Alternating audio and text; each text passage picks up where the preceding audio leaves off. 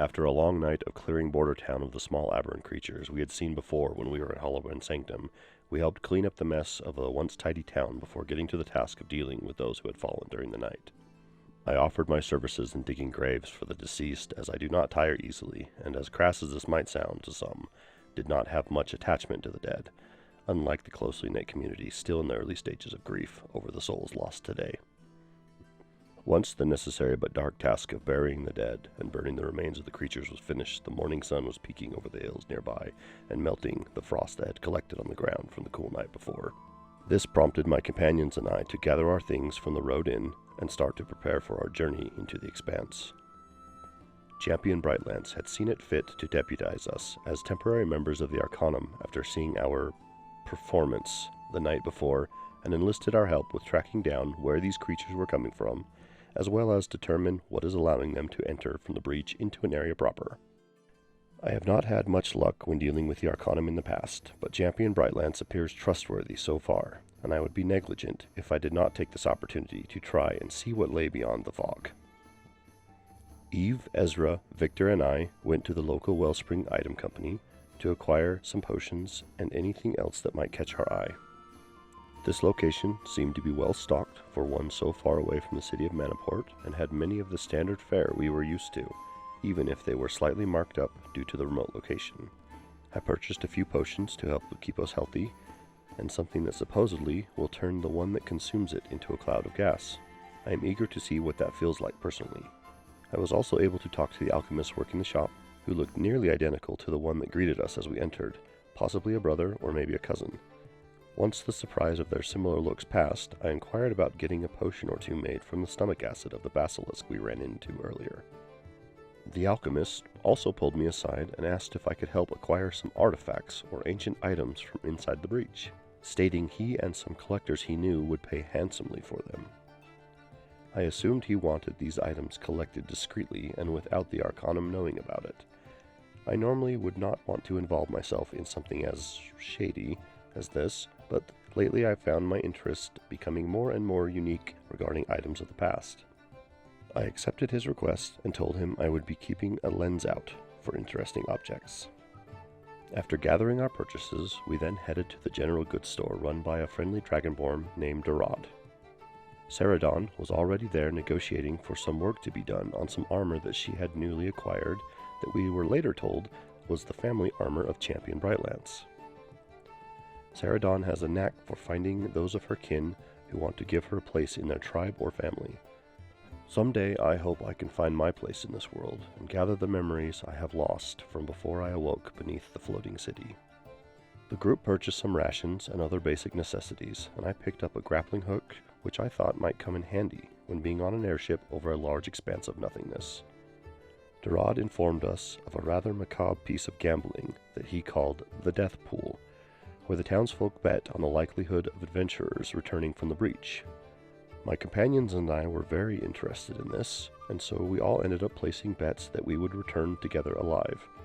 All except Victor, who seemed to want to bet against us for some odd reason. I figured it would be a pretty solid bet after calculating the odds of this hardy group of people I find myself in the company of. If we end up not coming back, then perhaps Dorad can use the coin to expand his shop or open another in a larger town. The group made sure to say their goodbyes to those in town who they had befriended in the short stay, and we all met Keskes at the Greatest Treasure. Boarding the ship and getting ready for takeoff, I was hit with a sense of unease at being airborne. Ever since recovering a portion of my memory, I have been struggling with being on a ship in the sky. A sense of dread fills me the entire time we are traveling, and I am unsure as to why that is.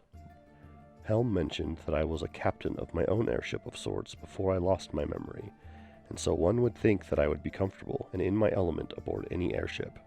Yet another mystery in the long line of mysteries. The Arcanum and Champion Brightlance on her griffin accompanied us through the fog and into the breach. I know some of the group felt apprehensive about going in there, but others were excited to see what lay beyond. I was firmly planted in both categories as I contended with my feelings of unease and my excitement to discover what lay beyond the wall of fog. After the fog cleared, we were met with a seemingly endless expanse of sky littered with boulders and debris, some the size of castle walls, some as small as pebbles, and others that looked like large floating islands with waterfalls pouring off the side and down into the clouds below. We all stood in awe of the sight when the thump of the champion and her griffin snapped our attention away. She stressed to us that everything that we will see beyond this point is strictly classified, and anything unusual should be reported back to the Arcanum as soon as we are able. She then called out to the other Arcanum that had been escorting us through the fog, and they turned and headed south, leaving us to our mission. After a short while of travel, Eve seemed to get some sort of divine communication through Darian, and started to direct Keskes where to steer the ship. Meanwhile, Victor got used to his new broom he had acquired from the Wellspring shop and was flying around testing its limits, while Seredan and Ezra kept a sharp eye out on the horizon in order to try to spot dragons. It is humorous to me that they have a boundless optimism for dragons, even though one has not been recorded in the history of Aneria in a few hundred years. From what I've read about them, I do not wish to meet one face to face, if the rumors of their devastating power are to be believed. I badly want to tell my companions about the molten dragon heart and its magic that powers the greatest treasure, but I will not betray Keskes' confidence, as it is not my secret to reveal. A few hours passed without issue until Seredan and Ezra noticed something attach itself to the underside of the ship while they were dragon spotting. Victor used his broom to go investigate and called up that it was some sort of fleshy mass that was stuck to the hull. He was able to get them off the ship, but not before a few of the small aberrant creatures burst forth and attempted to attack us. They were quickly dispatched, and we set up a rotation to watch for them and dispose of the fleshy sacks before they attached themselves to the ship. After a while, we all started to hear the sound of moving air, like the flapping of large wings coming from above. Seredan and Ezra were convinced that it was a dragon, but once we saw what descended from the clouds above, we knew it was not. Rather, it was a massive version of the flesh pods that we had been scraping off the ship, dwarfing the greatest treasure with its bulk. As its shadow engulfed the deck of the ship, we noticed that it was pulsing rhythmically as it descended on us, creating the sound we had heard by expelling large volumes of air out of the holes or vents in its body, keeping itself afloat in the sky. The bottom of the mass opened up, and even more of the aberrant creatures fell from it and landed on the deck. These creatures were much larger and deadlier looking than the ones we had encountered before. They were screeching and chittering at us before rushing forward to try and impale us on deadly spiked arms and legs. These aberrant warriors advanced on us, each of them slashing and clawing anything that came into reach. One expanded its body and spewed out a fiery liquid, burning everything it touched except for its cohorts. My companions all had their hands full, and I had two of the things in front of me, trying to stab and grapple me while I blocked blows and returned hits with my fists in booming strikes. I heard Seredan start her familiar battle song, but something seemed off. The power that was usually behind it wasn't there, and she was not wreathed in shadow as she normally was. A surprised look crossed her face before shifting back to her normal fury, cutting into the creatures with Craggy over and over. One of the enemies buried their red-hot mandibles into Ezra's leg, causing him to let out a grunt of pain. He wrenched himself free and ran towards the bow, making use of the vessel's crane to swing out and get an advantage on the beasts, firing his arrows one after another into their orange exoskeletons. Victor was a whirl of blades and daggers, dodging and weaving between the creatures' attacks, cutting legs and hides, drawing out screams and roars of pain from the monsters. With a strength belying her frame, Eve rushed forward and kicked the counterweight on the crane, crashing it into the warrior opposite it, causing a crunch to sound from its carapace, and sending it sliding into the railing of the ship. The battle raged on, the clash of metal and bony blades echoing out into the air around us, as we finally got the upper hand on the pack of aberrant warriors, slowly cutting them down one by one. The final monster fell to Ezra's arrow, collapsing into a heap on the deck. We cleared the corpses off the ship, and we all took a breather. While Keskes attempted to repair the greatest treasure, I took the helm and started moving us back on course with Darian continuing to point the way. If this is what we have to look forward to in the breach, I am suddenly not as confident in our bet with Durod as I once was.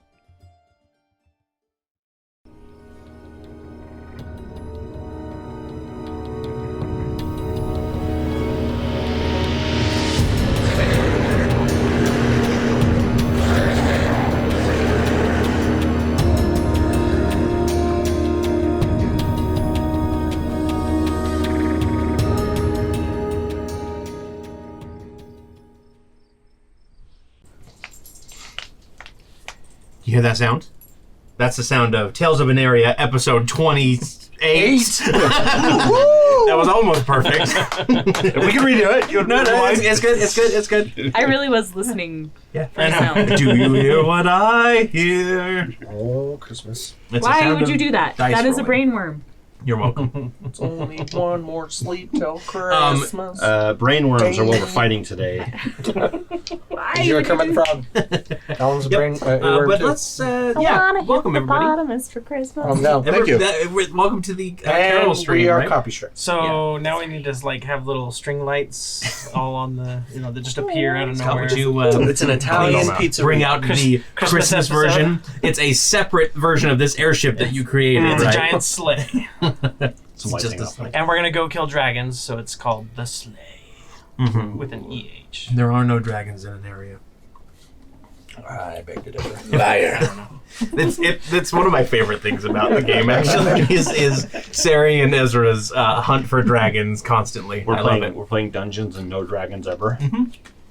But what we are playing Sans is dragons. kind of a weird jaunt through a misty island floating space weird thing.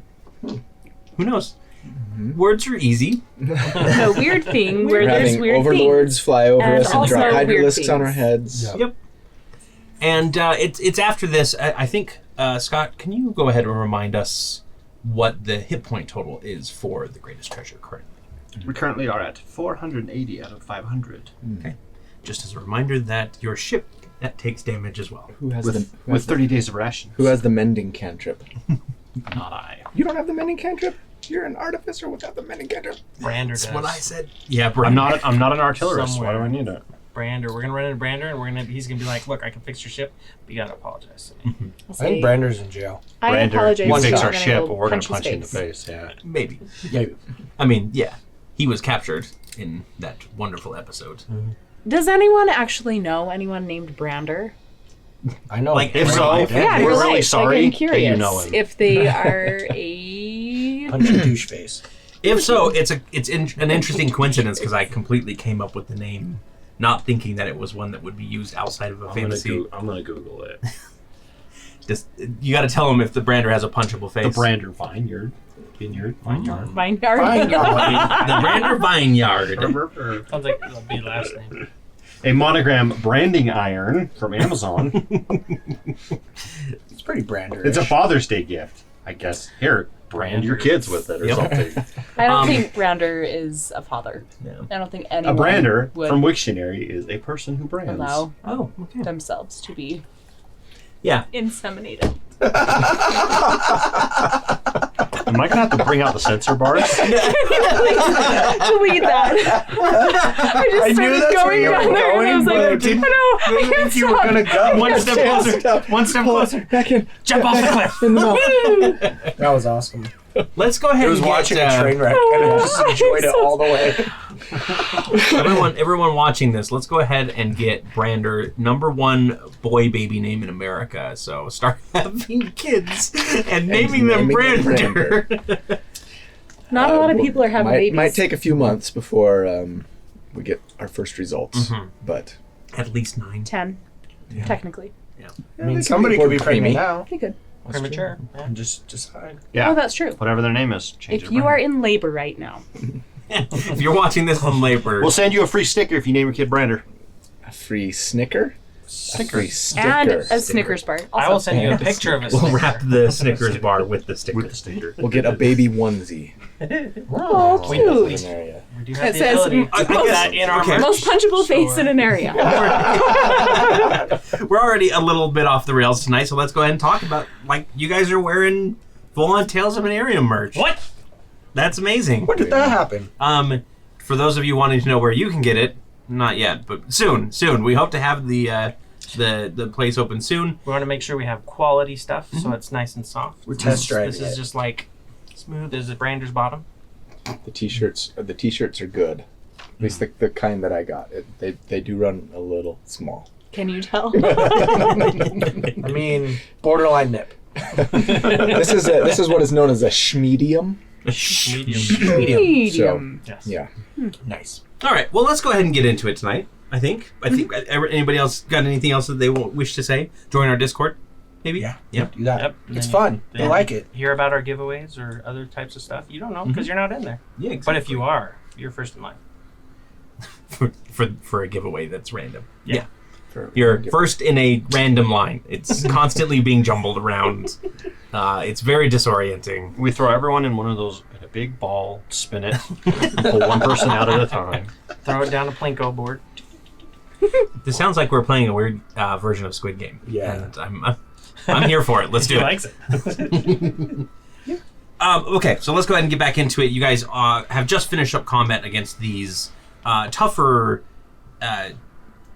aberrants, is what I've been calling them. You guys can technically they don't actually have a name, so if you guys wanted to name them, you'd be technically the first to discover them. Well, no, I was gonna like do something egotistical and name it after my own character, but I'm like, I don't think I want something that ugly named after me. It's You gonna want to be- name it after someone you hate. It's gonna But the it's gonna be Branders- the Brander the Branders. sect. The Are we Brander fuzzy? sect. It's like an insect. I That's just very have bad punishable. eyesight. Yeah. The The the arachnid. arachnid. Arachnids. The barachnids. That sounds like Barack Obama. Oh, don't name I after like him. him. So maybe not. Yeah, same. The scary spider things. We'll figure it out. Let us know in the comments. When Good you name. guys, yeah, if you got a name for them, absolutely. Comments or on the Discord works too. Like, either way. I like Smarter. barachnids, but whatever. Now are we not blurry? Yeah, it's clear now. I can see Hey guys, is anyone else paper blurry? Your faces, actually. Could you got a focus theme those? here. It's the beard. So we got Real life has the worst red on the video left. quality. Yeah. You guys, see? But same, You same. need to go put a dark navy blue shirt on so that we can have a balance over here. I mean, I could if we wanted Balance to. all things. Oh no, we'll be the great Jedis.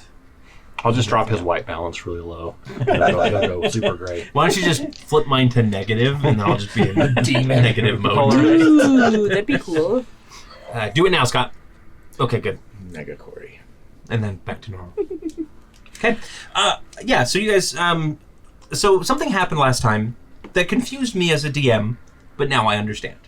And I want to address it. Specifically, Victor's desire to go racing after what is essentially a summonable creature, instead of letting them fall to their death.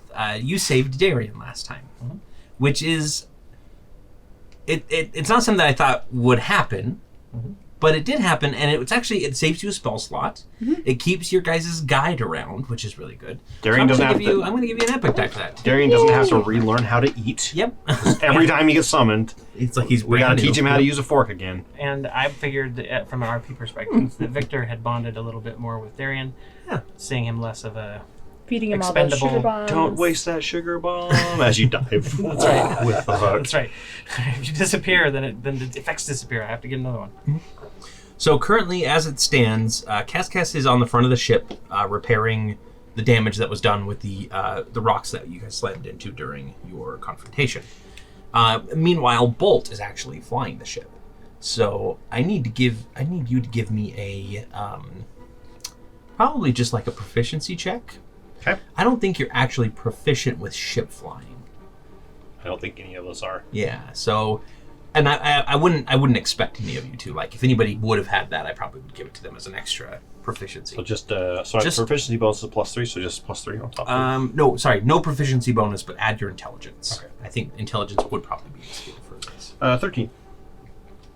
So you're flying around. You're following Darian's instructions as he's kind of weaving his head back. I'm and going forth. slow. Yeah. I made sure to Yep. do that. And Hug is kind of standing out on the front with that 10-foot pole, and every time like one of those floating rocks, floating islands gets near, he just kind of like pushes it away. It's like a reverse Canals of Italy. Yeah. What do they call those I guys? don't know. Gondoliers. Gondoliers.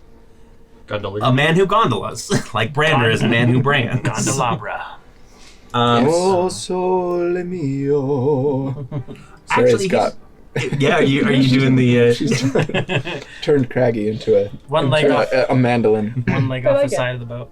And Hug is definitely doing like a rendition of what you're singing. Like a couple seconds after you, but his is very, very off tune and very in giant. So you're not really sure. It just sounds like he's just shouting random obscenities or something. It's a love For letter, example? love letter to badgers. I'm gonna bleep that all out. So it sounds like Thank you. Nobody wants to hear me singing again. I like well, you it. said it was obscenities, so. Beep, beep, beep, beep. And we'll say, somebody roll me a d6. On it. 1. 1 hour passes. So if everybody needs to take a short rest, Yes. you can. Done. I don't think Hug and Kiss took damage. How's everyone doing on health? I'm I good. just We spent actually, my hit good. dice. So we actually, Okay. yeah, we had a short rest. Oh, we did. last We did. session. I spent 1 hit dice. I'm really excited I'm about full. this bowl full of beef jerky in front of me right now. Bowl Unfortunately, full it's of not as good beef as last jerky. week, but it is good. That's part of the song for Redneck Santa. Instead of a bowl full Smell of like jelly, beef he's and got a bowl cheese. full of beef jerky. He does. You sit on a throne of lies. Beef jelly. That's what I can think of. Beef jelly. Belly. Belly. There you go. We got there in the end.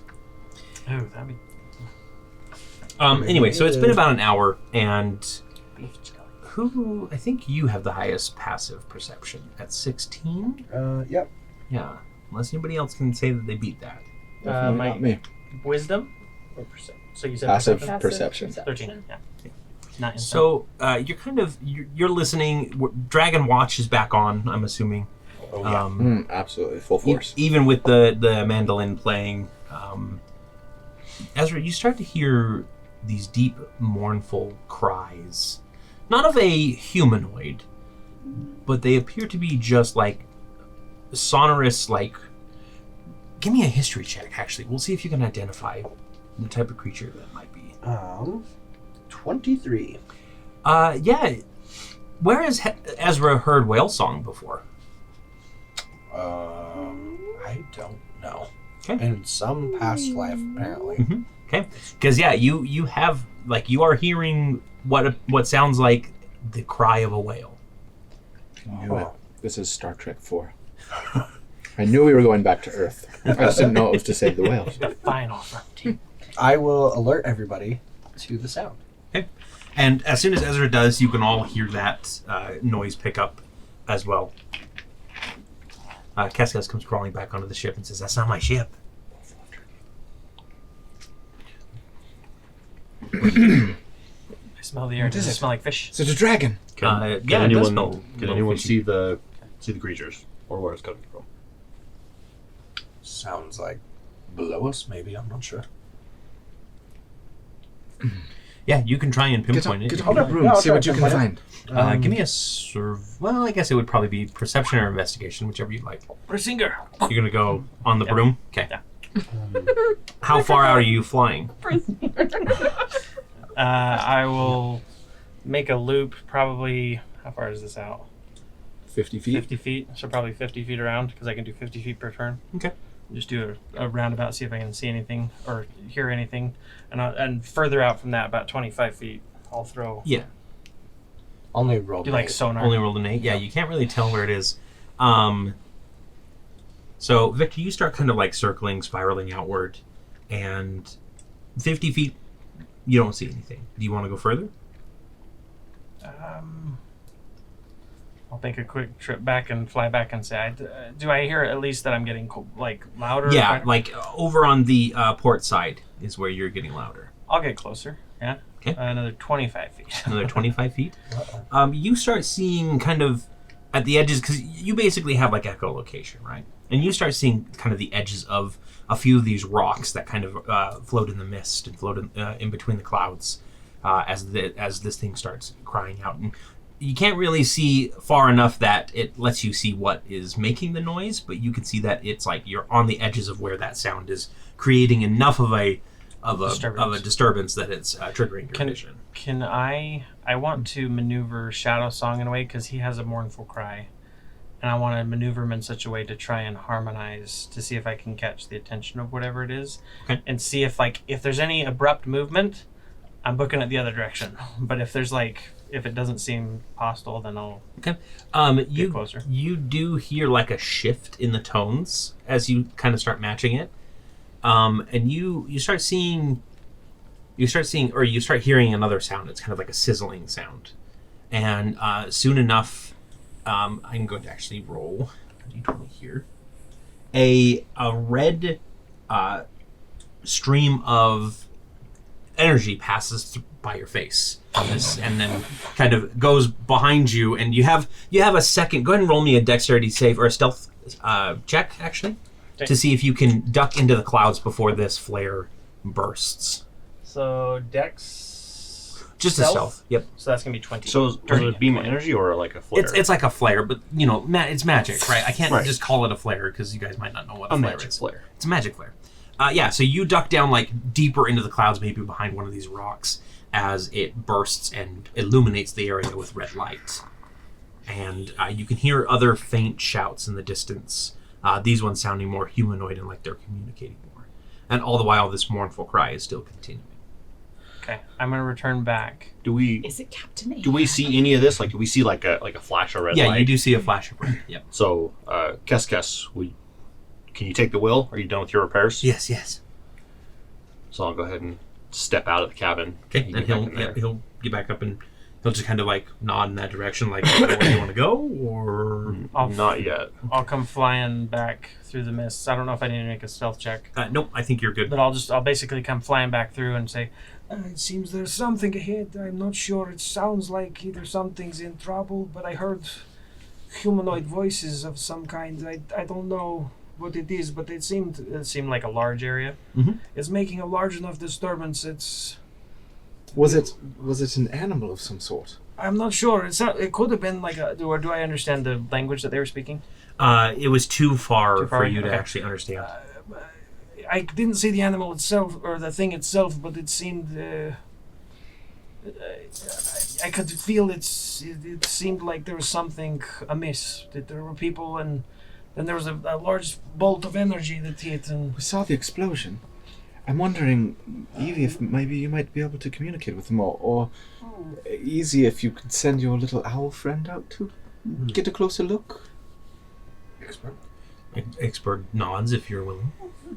you could Okay. listen if we can hear it from here. Yeah, can we yes. hear it from where we are?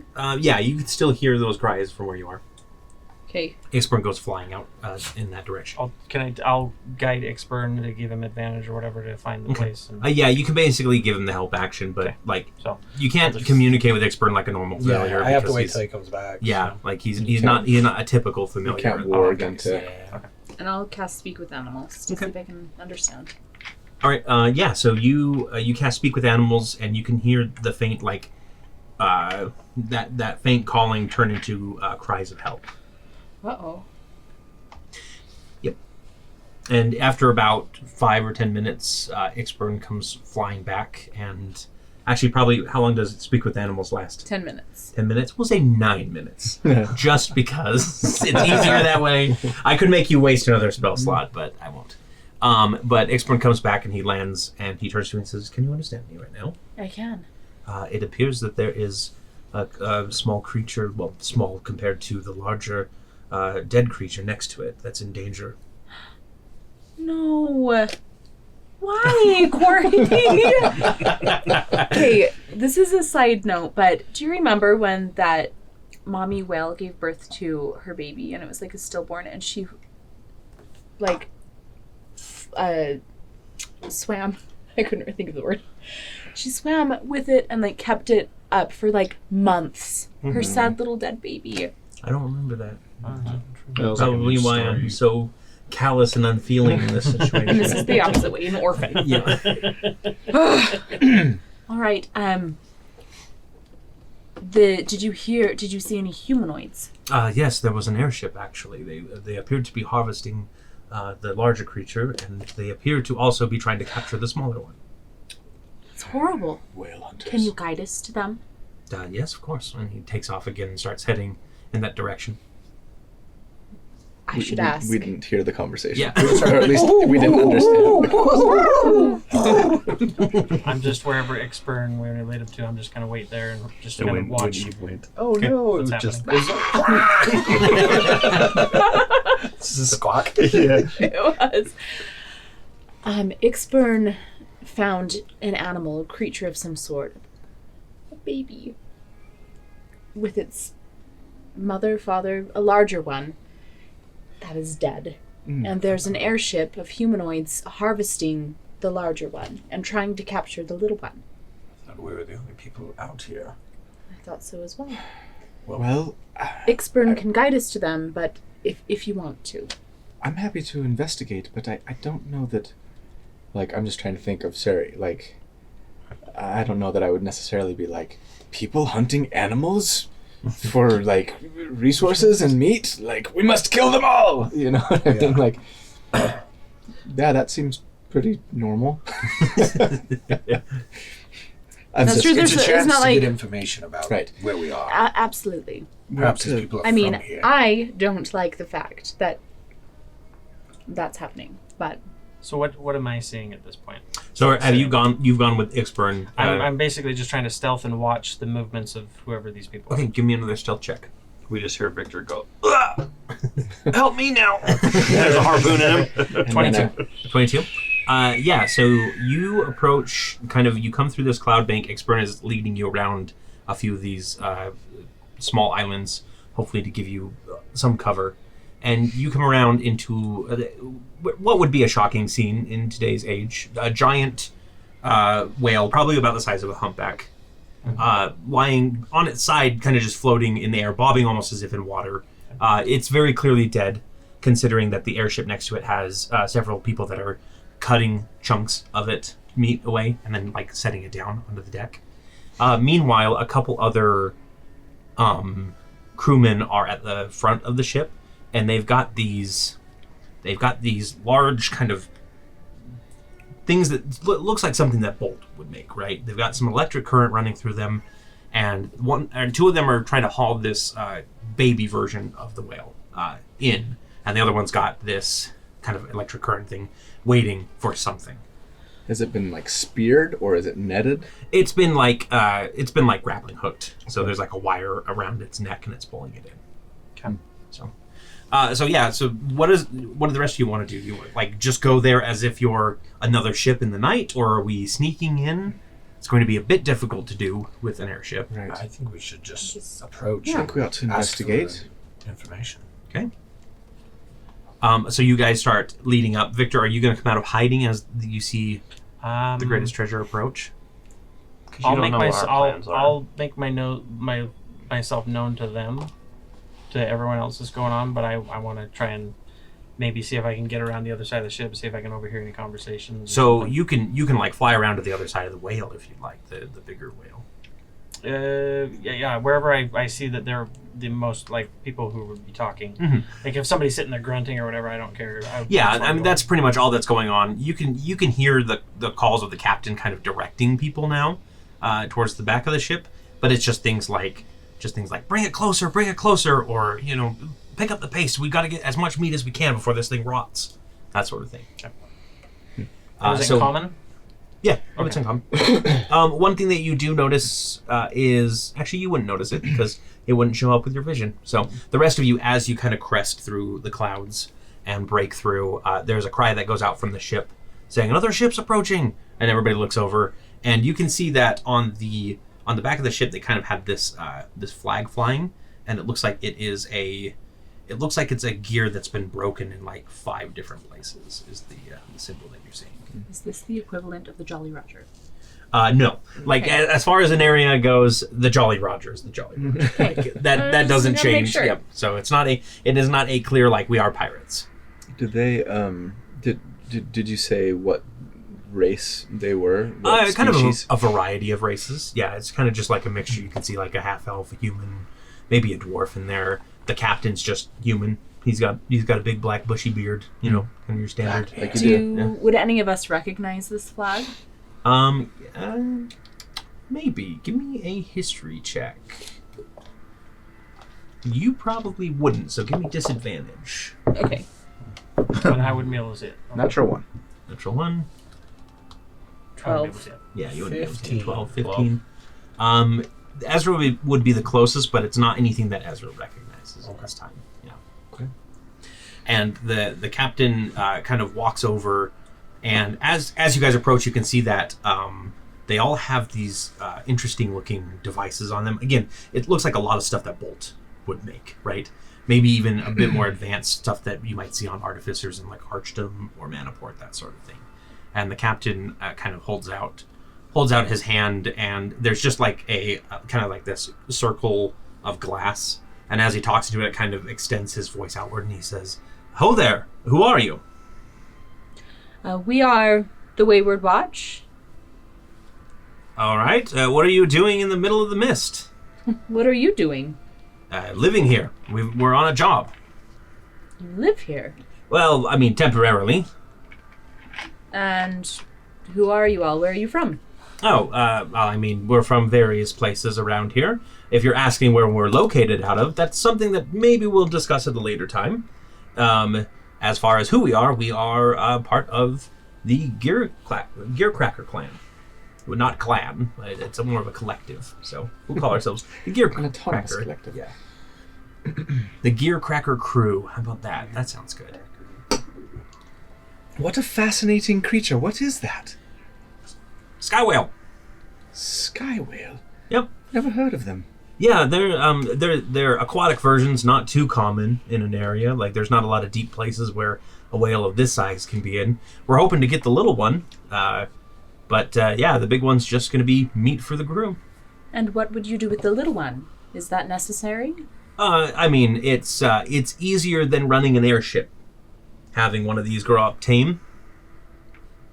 You know, riding it, putting stuff on it, scaffolding, that sort of thing. Oh. It's like a horse. I'm getting Doctor Who vibes. Wow. So you raise these from babies and build upon them and then fly them in the air? Yeah, I mean, we help them grow. We don't actually, like, train them or anything. That's what the diodes are for. And you can see, like, the one that's holding it kind of, like, lifts it up, like, I guess we're explaining this now. But yeah, what are you guys doing here? What brings a lovely ship such as yours out into the middle of nowhere? Hey! Don't badmouth her. Yeah. They couldn't. Kusk can detect no sarcasm. Yeah, Mhm. He's oh gosh, what's Drax. his name? Thank you, Drax. Yeah. Well, we've been deputized by the Arcanum and have been asked to come in here and take a look around. So you're the law. Not technically. Like the law, but like the cool law. Like I'm just Temporary I'm just law. concerned considering that nobody's supposed to be in here, you know. And how did you get past the wall? Oh, we have our ways. The Arcanum thinks that they've got a good handle on the patrols along the breaches, but Was it the North Passage?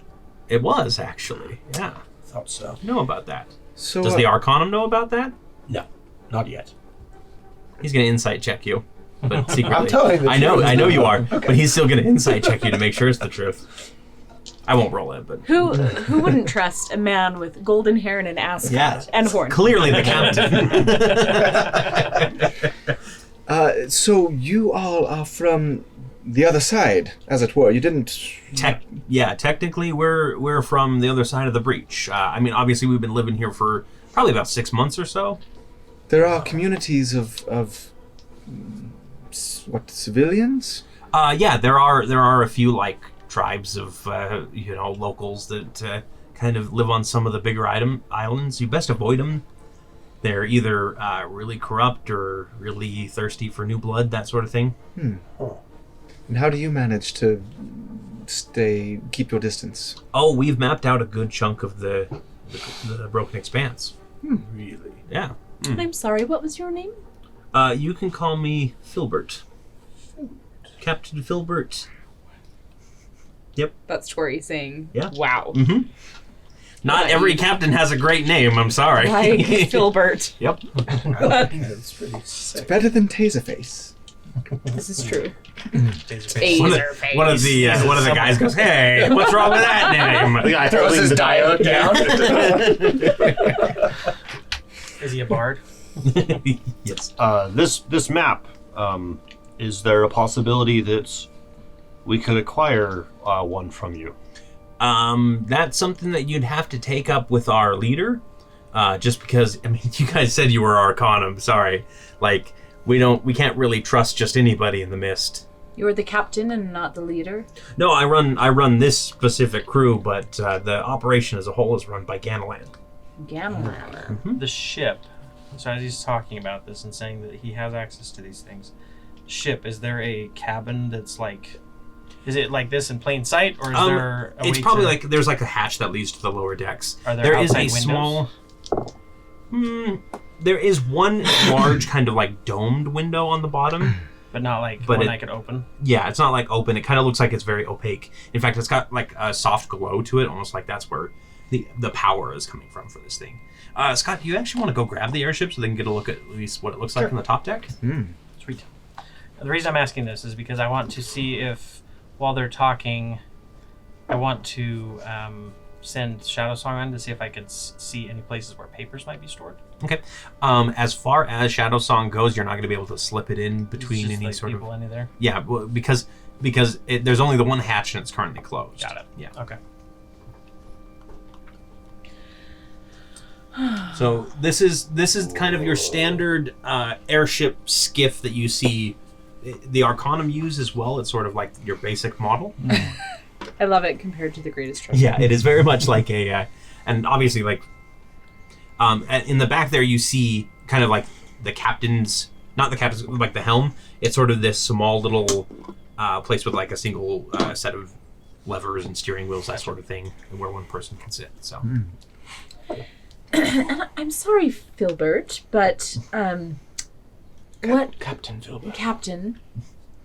Of course. Your Yeah. Majesty. What? Hear that, fellas? Your Majesty. Everybody kind of gives a chuckle. What is it that you're doing with the meat of this poor creature? Oh, feeding the crew. Not just this crew, but the operation as a whole.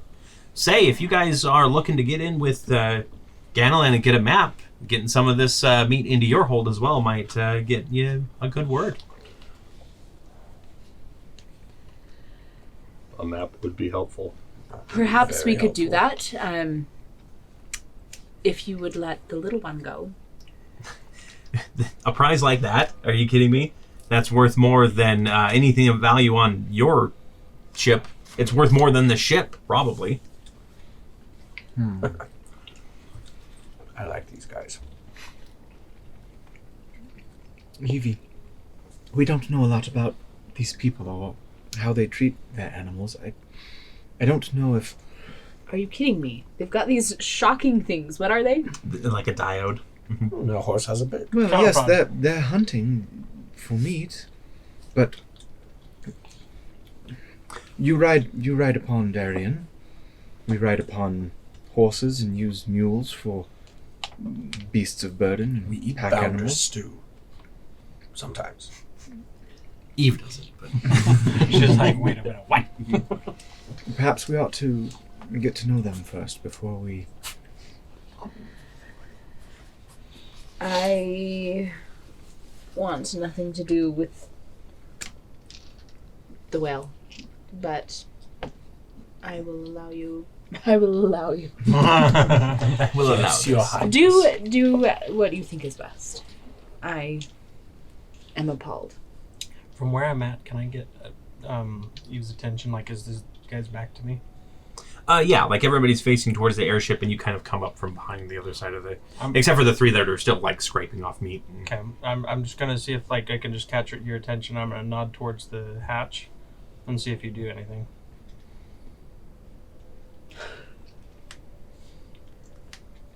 There's nothing I could do. He's looking for a signal. Oh. Like a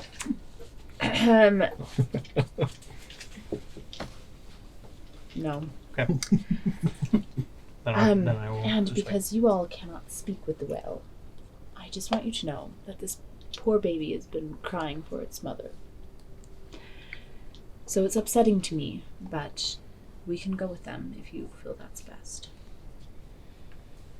I mean, we could try another way to get a map. It just seems like this is our best chance, but... No, it's fine. It's fine. I'm fine. Is it though? Ezra's scared. Those of us with wives are like, Yeah. Bad idea. Abort. Abort mission. No, I've told you my concerns, but I think you're right that it would be best to try and obtain a map. I will not help haul whale meat onto this boat, though. We can always free the whale later. All right. Stealthily. Now, yes. you say you... how do you treat these whales that you capture? Are they humanely treated, or do you whip them, or what? I mean, you see the diode, right? Yes. Let's not mince words here. Essentially, it delivers an electric shock that makes the beast docile. We feed them. We make sure that there's no infection or anything like that. But we use the diodes basically to directly control them. Not very honorable. I make eye contact with Ezra this time. Not towards the thing. Electroshock therapy. I see. Something like that. I look at Well? you like, oh no. Might as well give it a lobotomy. Alright. What did you need help with? Well, I mean, if you want to start hauling as much meat as you can over to your ship, we'll lead you to Dallin as soon as we get the little one here squared away. All right. We'll pull up alongside yours. Sounds good. And you do just that. You guys pull up alongside. Hug pulls out the gangplank and sets it down. And the other, the other crew kind of looks at the rickety gangplank, and then they pull out their much nicer gangplank and set it off to the side of it. Reinforced. It's like fancy railing. Oh and yeah, stuff, you yeah. know? It's definitely a much nicer. It just looks infinitely better. It's probably even polished and everything. Polished after every use. You guys sure have some nice equipment for being out in an area that doesn't seem to have an abundance of resources. We have. We make runs through the breach, and Ganelan is one of the greatest inventors of our age. And what is it that you do out here besides kill innocent animals? We are, I guess you could call us miners. There's certain materials out here in the mist that are very valuable for our. Oh, Crypto in the cloud. wow. Cryptid in the cloud. Cryptid miners. I have been thinking this week that I forgot to ask you, Cory. Yeah. What does the cracking look like from here? Oh, that's a good question. You can see that it's actually fainter on this side, almost as and the way you're looking at it, if you're looking at it like this, rather than pretty much always on the western horizon, it's now behind you, and it just looks a little fainter on this side. Backside. Is it bigger, smaller? It looks like the same size, obviously. Again, just like it, whatever the cracking is, it hasn't reached all the way through whatever it is. What I'm imagining is we're going to find a guy behind a curtain with a projector. And he's messed with this whole place. So do you all start whale harvesting? I guess I will will start. not. I will start Yeah. hauling I back mean, and forth. it's not honorable to let this dead whale go to waste. So, yes. That's fine. Hug will full on he'll pick up some of these cutters that they're using, and he'll start he'll pick one up in each hand and just start cutting away at it. He looks actually kind of excited. Whale meat is probably meat that he's never had before, and ogres want new meat. I'm going to have my broom hover on the side of their ship, and I'm going to wait until the next person is going in. Are they putting it on the ship or under the hull? Right now they're just putting it on top of the ship. Every now and then they'll open up the hole, and they will start pushing things down into it. Okay. So I'm sorry. What is it that you said you mine out here? Valuable materials. Such as? That's not for me to say, unfortunately. Gas. I just do what I'm told. Metal. Ald? Ald steel? I wonder if it's Ald still. That seems like. And he goes, and he kind of pats scarcer the pistol at his side, and you can see like it is again. It looks like this weird mixture of like tech and magic. And he says, "All I know is that it charges pretty much everything that we use here." The stuff you mind. Yes, Interesting. it's way better than. Well, I suddenly realize I have to remember the name of that thing. It is way better than Solarium, that's for sure. Which is everybody who's probably Bolt most of all, but anybody who's ever dealt with anything to do with Artifice knows that Solarium is kind of the typical fuel for magic items. The issue with it, if there is an issue with it, is you can either distill it or refine it, and refining it is the quicker way, but it requires siphoning essence from creatures of intense magic, so like elementals, demons, that sort of thing. You're basically compressing their essence down into fuel, as it were. Which is why, if you remember, the core of Embarrass that you had was technically highly valuable if you wanted to just sell it off instead of bring it back, because it could have been distilled into Solarium. Well, All right, yeah. so you guys are continuing. What is Harry doing, actually? I think She's that's everyone. helping. Okay. She's. Okay. Yeah, I think she- It takes about 10 minutes for them to get the whale calf.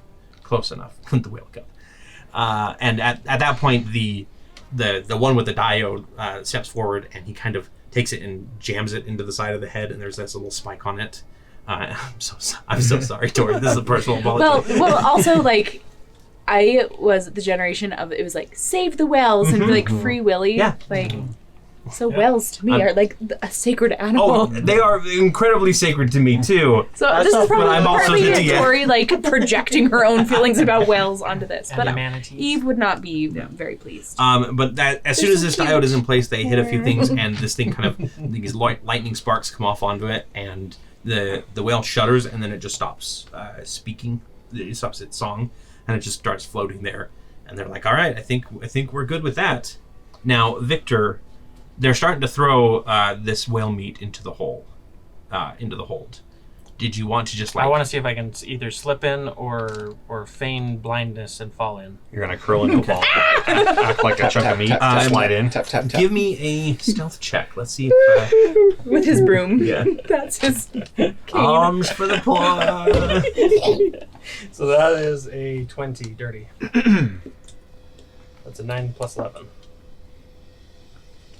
Okay, so the crew is pretty much occupied with this strange new airship that's come about. Okay. So you, like, as they're hauling meat, you kind of use the broom to quickly, like, slide down behind one of the meat, and then just basically, like, fall into the hold and land on top of essentially a big slab of whale meat, and then another slab lands on top of it. It's I'm Victor looking around. Sanders. Is there anything down here? Is it just a hold?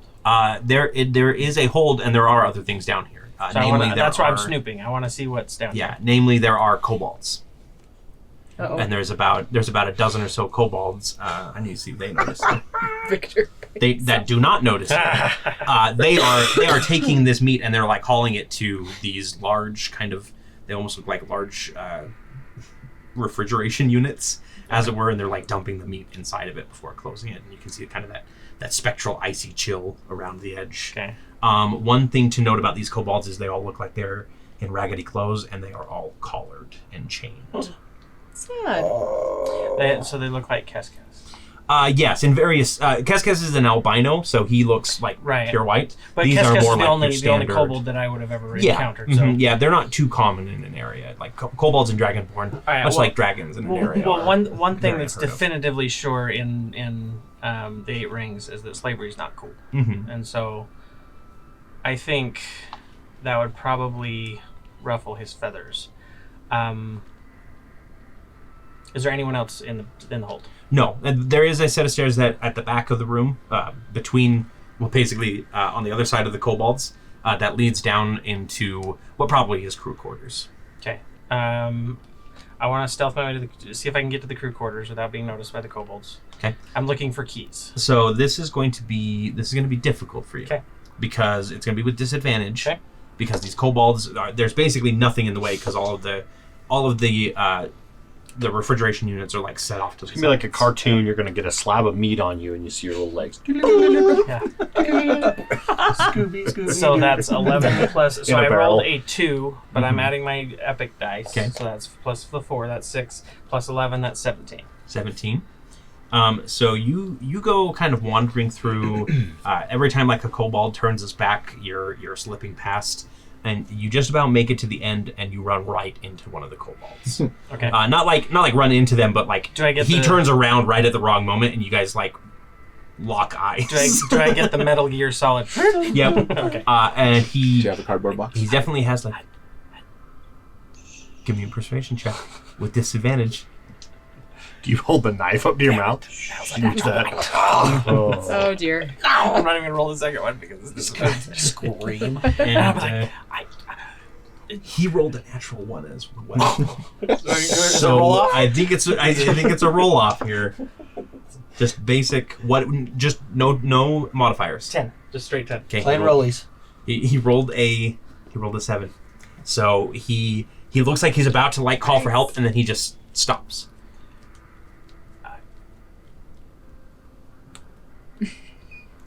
Break your neck.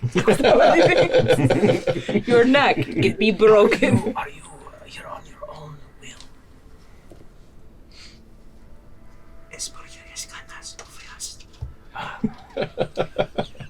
Do you speak Draconic? You know what? I should probably check. But I keep getting locked out by my freaking. I forgot what languages I speak, but I don't think Draconic. I is don't one think of them. anybody speaks Draconic. Because again, there's no dragons in the area. You sit on a throne of ice. Come on. We're playing Dungeons and Demigorgons. Dungeons and Worms. Keyboard. So. Yeah, Dungeons and Purple Worms. All right. Okay. Deep speech themes can't and common, so I do not. Okay, yeah. Um, he doesn't say anything, but So I'll point at his manacles or his whatever neck thing, and make like a key motion. You know, like try and communicate to him like. okay, give me another persuasion Where check is with it at? disadvantage here. I need to. 15 and a 9 plus persuasion, which is a 5, 14.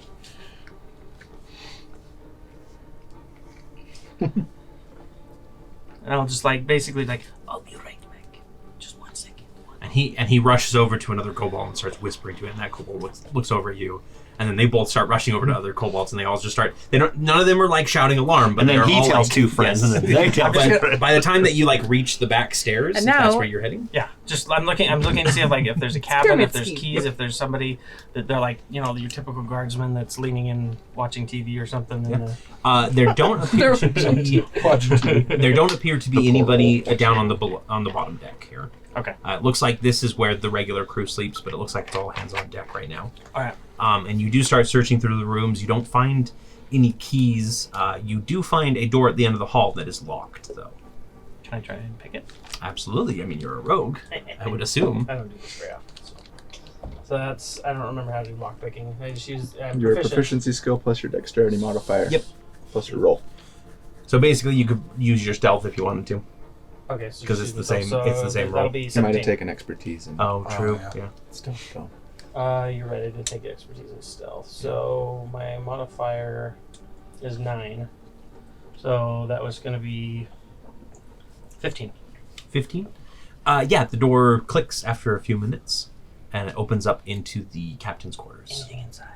Oh, there's plenty inside here. There's some there's a really nice looking cutlass that has sort of like, it looks like it's made out of black obsidian stone of some sort. Any keys? You Or don't maps? see any Keys and maps. Those are the two things. I'm You looking do see, like rolled up on one corner is, it's almost like it's a cartographer's table. You know, kind of the slanted drawing table, and there is a Drafting map. table? Drafting table. Thank you. There is a map laid out on it of the broken expanse, and you can see there's like he's got a little pin showing where you guys currently are, and about But I wouldn't be able to see the map itself. I would, but it would Oh, that's look true. like it would look That's like true. a You map. wouldn't- Yeah, it looks like a map, like it's rolled out, and yeah. I'll just roll it up, throw it in my bag of holding. Is there, do I see any keys anywhere? No. All right, then I book it out of there. Okay, so you start making your way back up. Meanwhile, up top, you guys have loaded up the cargo hold with as much well meat as you can. He said that should hold for the couple hours. If any of you have any sort of magic that might be able to chill it, that would make it work a little bit better. I could cook it. Too long. If you can start smoking it, that'd be better. Just because we usually turn it into jerky, lasts longer. Don't have a large enough facility, I don't think. Yeah. Plus, I'm not much of a barbecue specialist. Well, no worries. We're only a couple hours from home base, and we can get it there pretty quickly if you guys want to follow us. I want to see if I can lockpick pull one of them aside, see if we can hide one of them in the corner or something. Do you just and see if grab I one can- and start yanking? Yeah, so one that I talk to, I'm gonna go like this, and I'm gonna grab him and pull him over the corner, and then start picking the lock. He goes to let out a scream as you basically grab him. So do you want to silence him? I'll hold my hand up to his mouth and point to his manacles. That's a 14 plus persuasion, which is This a 5. is why I So love that's playing 19. with Preston. Yeah. Throws little wrench. Yeah. Okay. He'll quiet up again, and just wait. So that's a 13 plus my 9, so that's going to be 22. Yeah. So you're able to kind of get in there. You fiddle around with the locks a little bit. They're not magical in any way, and eventually you hear that telltale click, and the manacle that you're working on falls away, and he gets really excited and he starts hissing over to the other ones, and soon enough you've got a crowd of kobolds that are And I'll shaking whistle. their manacles. I'll whisper at him, and I'll say, show him one words to try and communicate, and I'm going to tell the other one to get on the broom, the one that I just released. Okay. You've only undone one manacle. Just one. No, one manacle. One But he's manacle. got manacles on each hand, and he's got the neck collar thing. The neck collar just looks like it's connected to the manacles, so it's not really keeping him here. So, can I get him out?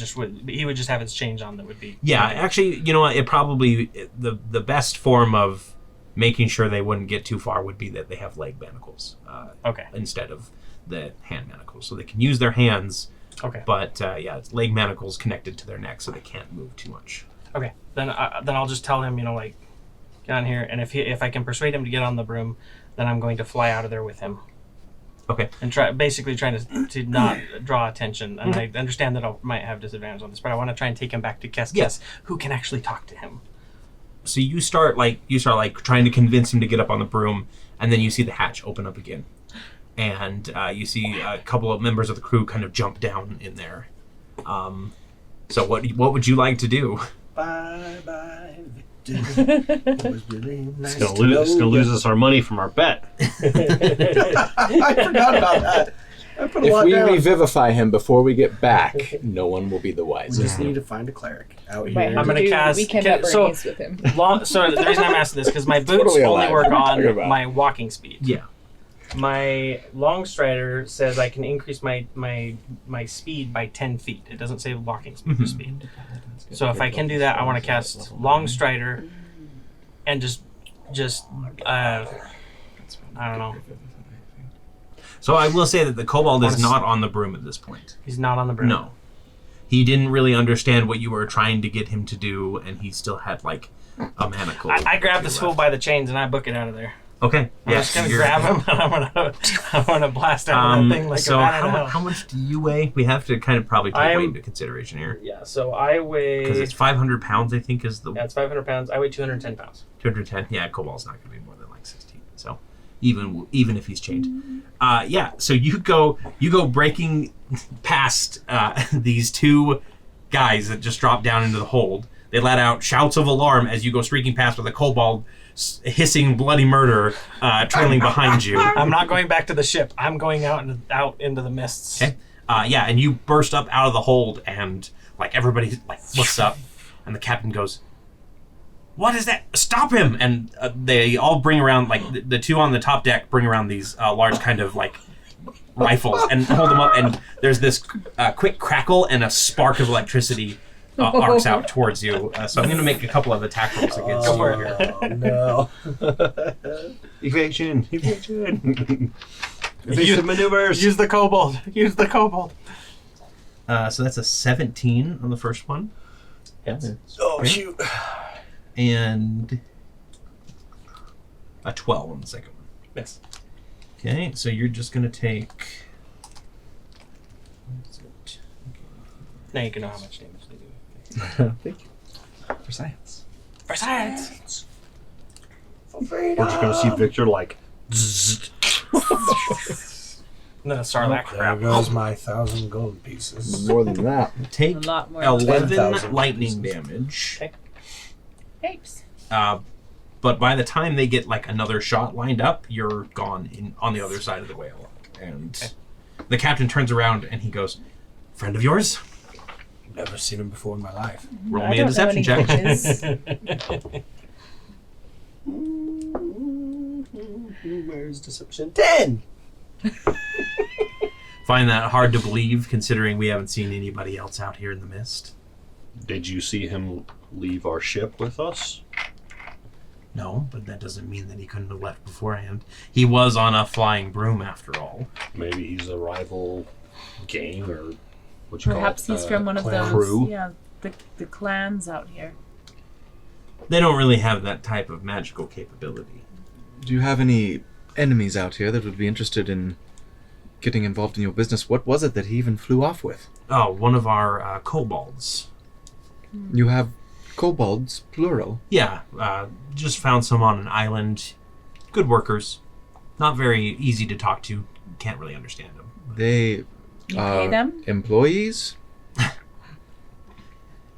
I forget that you guys are technically working with the Arcanum. Which, by the way, to answer your early question, the Arcanum would be who I would be worried about out here. And at this point, you do see that the other two are like turning their guns on you, and the third one with the diode is pulling out kind of a larger cannon that starts vibrating a little bit. in I'm his pointing hands. my arrow at that guy. And yeah, at that cutlasses come out. He reaches for his pistol and he's got to point it out on you, and he's like, "That's a bad move." How many of them are there? So there are, besides the two below deck, you've got one more up here that just looks to have like a cutlass, the captain, and then three that appear to have these kind of like rifles of various types. Are they on our ship, or are we like still docked next to each other? I would say technically this was happening as you guys were finishing up hauling, so you're probably on their ship currently, except for Eve. Eve is not. Yeah. Shoot. stepping But we're on still that like stupid thing. docked with our Yeah, plank still across. docked. Okay. Yeah. I'm gonna like Would slowly they be like tied backing together so they don't towards our- flow apart? Mhm. Would they be like tied together so they don't flow apart? No, I mean it's just magically maintained. So Okay. I think Sari at this point would just turn to Ezra and be like, "Can we at least use non-lethal force?" yeah, as soon as like you say that, the guy goes to say get him. So go ahead and roll your attack. I'm letting you get that off there. Okay. Expert. No, he can't help me. I'm just going to shoot an arrow in their direction. If they get in the way of it, It's that's their their own own fault. We'll not call it using fate. sharpshooter. 19. You watch the arrow sail forward, and this kind of hexagonal shield bursts the arrow before it hits. Can I get my second shot off? He steps back. Nope, we're going to go in and get into combat. That was basically a surprise round attack.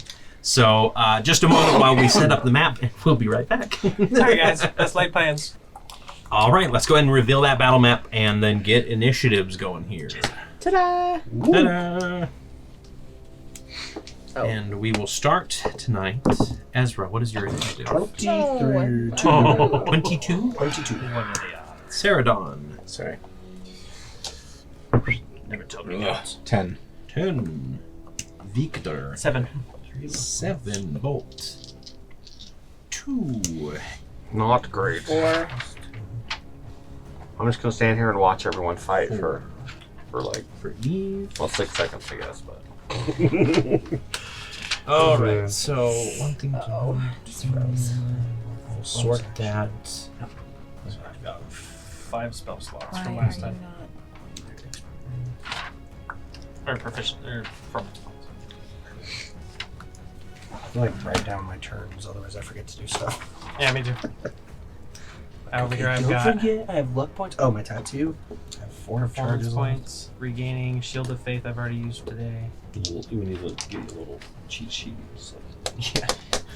Keep next to it. And then get a Black marker. like an eraser marker. Yeah, and then dry erase.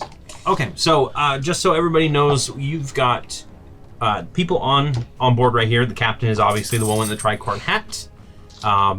The two archers are actually the riflemen with the lightning guns. I think they're actually called zap guns specifically. Zap. Let me just make sure that I've got that correct. This is very like Zap rifles. Bioshock 3.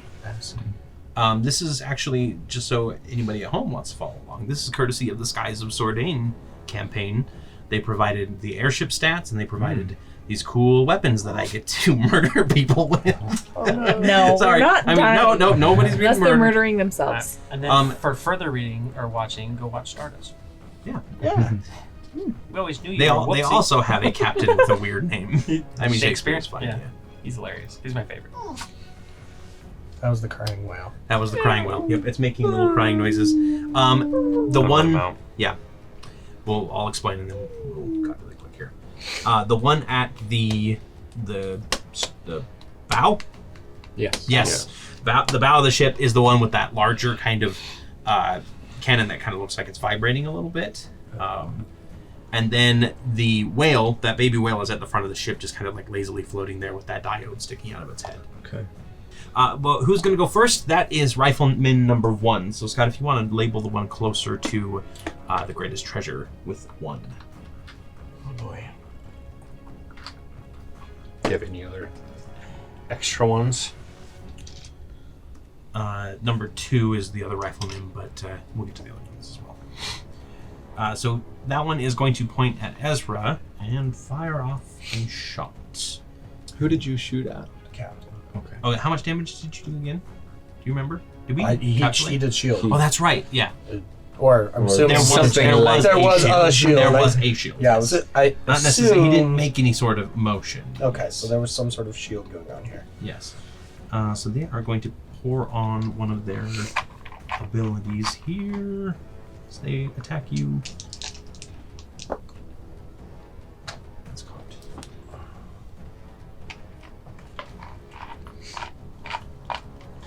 That's a 27 to hit. Yeah, that will hit, but I'm going to use my fighter tattoo Okay. to try and reduce some of this. Now, what type of armor are you wearing? Studded leather. Studded leather. It's disintegrated now. Just the studs. I'm going to spend 2 charges and reduce this by 2d8. Okay. Have warmonger scars all over his body from where those rivets are sitting. Okay, so that's going to reduce by 10. Okay. Well, you take 12 lightning damage. So as this arc of lightning streaks out from the rifle, you kind of spin around and bring your arms together, and that shield kind of deflects most of that. It leaves you like a little bit of tased. Yeah, exactly. Ouch! That's taser face. That is taser face. Yeah. Is that his like call sign? He just shouts it out. Taser face. Suddenly my tongue feels weird. Taste iron. No. Smell it. No. And then it is actually your turn. Okay, I'm going to just turn at that guy and be like, how dare you? And I'm going to shoot him. But first I'm going to call Expanse to help me. Okay. Yeah, Exburn flies out from the cabin and harries Harry's taser face. Alright, so that is going to be a 15. 15, and that was after a sharpshooter and everything? Yes. That misses. Okay. Shoot. Okay. Without advantage. Oh. Yeah. It's only the It's first only one. the Okay, first sorry. attack. Yep. So reroll that. Is that with sharpshooter? Yes, that's worse. So I don't hit this time. Yeah, a couple, like, you're still kind of reeling from this electric shock that you just experienced, so your arrows just kind of fly overhead. Okay. And then it is, oh, Dang it. what? Did I miscalculate how many people there were? I think you said there were a couple below. In Yeah, the there's hold. supposed to be a couple, or one more here too that I forgot about. We're going to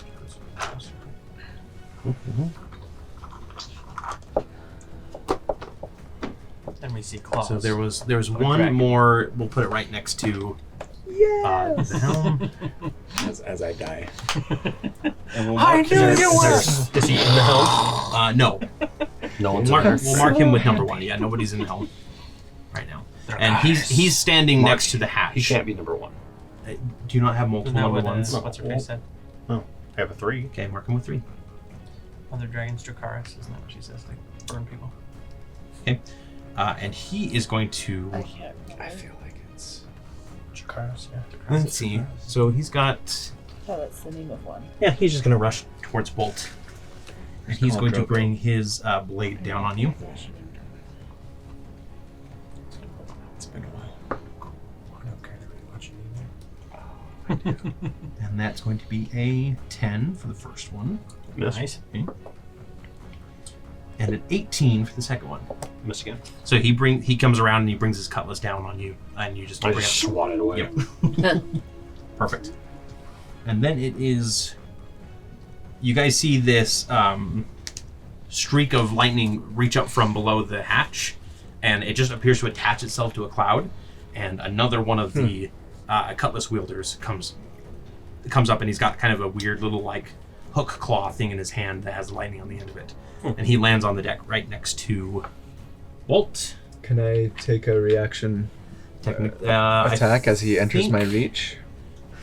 Is there room on the other side of him? He would have come in. This is a smaller ship. Yeah, you can go ahead and take your attack. That's a 26. 26 will hit. Okay. Yeah. For 8 damage. 8 damage. Okay.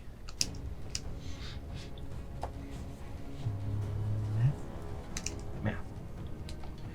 All right. Well, he'll go ahead and swing at you a couple times. And that's a 7 with the first, Yes. and a 17 Yes. with the second. Okay. Yeah. So he starts coming up, and you just kind of time it right and give him a quick slash, and he stumbles a little bit as he tries to clap you back, as it were. Okay. Ain't no hollaback girl. And then the second rifleman is going to line up a shot on, not Ezra, we'll say this one is on Bolt as well. Oh, and they are going to use ability. That is a 20 to hit. Right on. Okay. And then you are wearing metal armor. Mm-hmm. So that's going to do extra damage to you.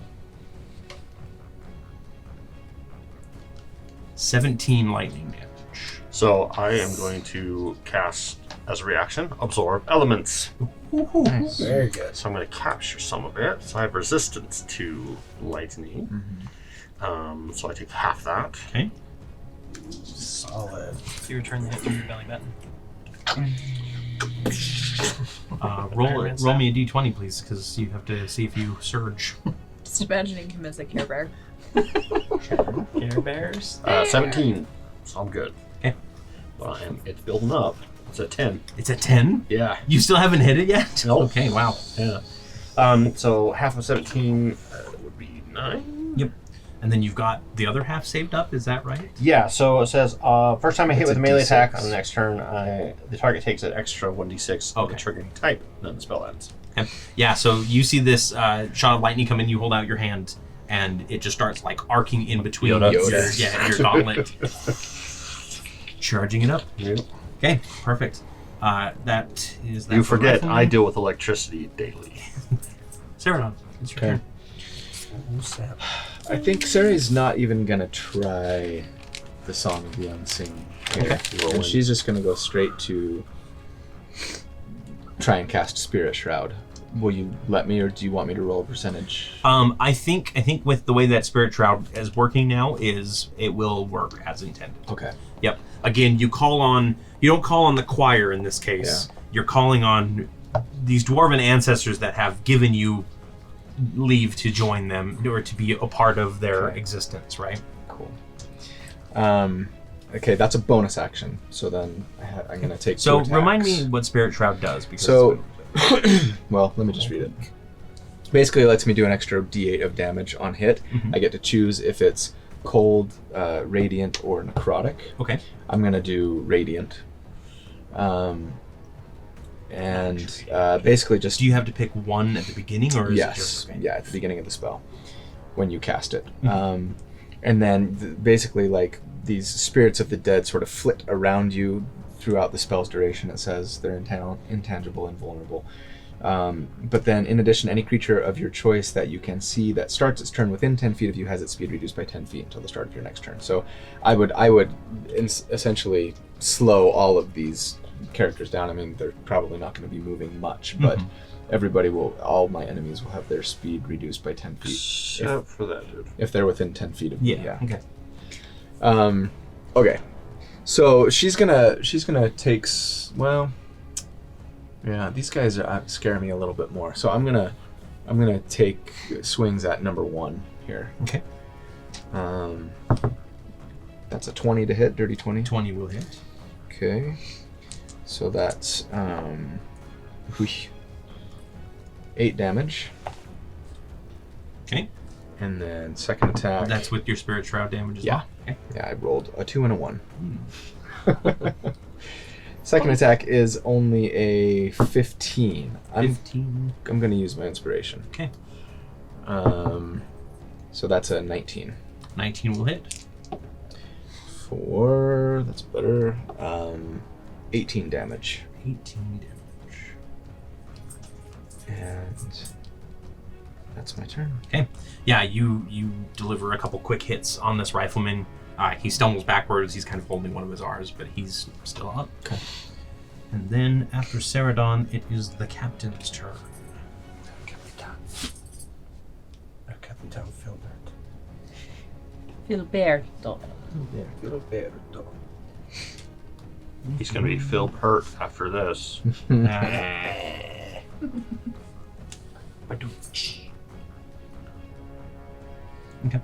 So he's going to let out a cry of like, anyone who kills them gets an extra helping tonight, and they let out a cheer. So he's going to do a leadership action this turn.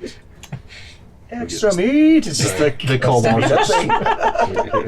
Hey, I'll just start saying it. Free meal.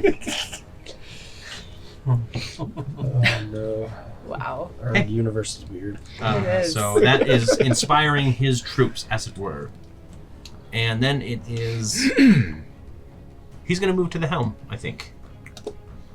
So come this way? Yeah, he's going to move... actually, the helm is that tube in the back. Yeah, he can get in there, so... Would I be able to get an opportunity attack? He was already within your threatened range. Right, but did he not move out of it? Yes, he moved out of it, so you can take an opportunity attack. Okay. Does your Reaction resets on your turn. on your turn? Yeah, just. Oh, out of the box. Out of the box. Oh, I would have kept the out of the box one. That was still okay. 17? 17 will miss. You kind of scratch against that shield again.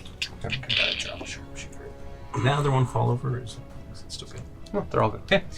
Then it is another kind of this arc lightning zip line hits from above, and another one comes flying out, and it's actually going to fly overhead, boarding the other ship, and he's going to come down and with a overhand chop on Oh no. Eve. Yep. So first attack. Oh, yeah, I do have a figure. She will come down with an overhand chop. Ooh, it's a cat fight. Well, now I want to change it. You can mark that one with a number as well. That one is number 5. We will Put never that in forget the- that. You can put that in the bloopers. We watched Aristocats the other night with my kids. yeah. I haven't seen that show since I was I don't even know, like You're 5. not a woman. You're And a it was like sister. Or no, you're not a lady. really you're a good. sister. Like, So I loved funny. it. Was Yeah. great. They were those kitties were so cute. And Knox was into like the jazz stuff. He was like, great show. So the first is a 15 to That will hit. miss. Okay. And the second is a 16 to hit. That will Yeah. also miss. So she comes down, and you have enough wherewithal to bring your sword up and deflect, and then she tries an underhand chop, and you can deflect that one as well. So. Hooray for wherewithal! Is that the where version of withal? No, we don't say hooray for your teacher. We can still say hooray for Logan. He served his purpose. What was that? Wow. What was that number? 5. 5. Okay. Victor, you're probably about, I would say, 60 feet away at this point? I basically, if there's a rock or something big enough for me to to stop and try and quell this kobold and get the rest of his chains off, I would like to. Okay. Yeah, you can probably there's plenty of rocks that you could probably sit on, and go ahead and give me another lockpick check. And basically just enough so he has freedom of movement, not necessarily to spend meticulous amount of time to do it. But that is you said sleight of hand? Yep. That is a 22. Or no, it's technically just like a lockpick. So Oh, it wouldn't lockpick, so include your that's just expertise. Dex If plus it's 10 plus proficiency. 9, that's 19.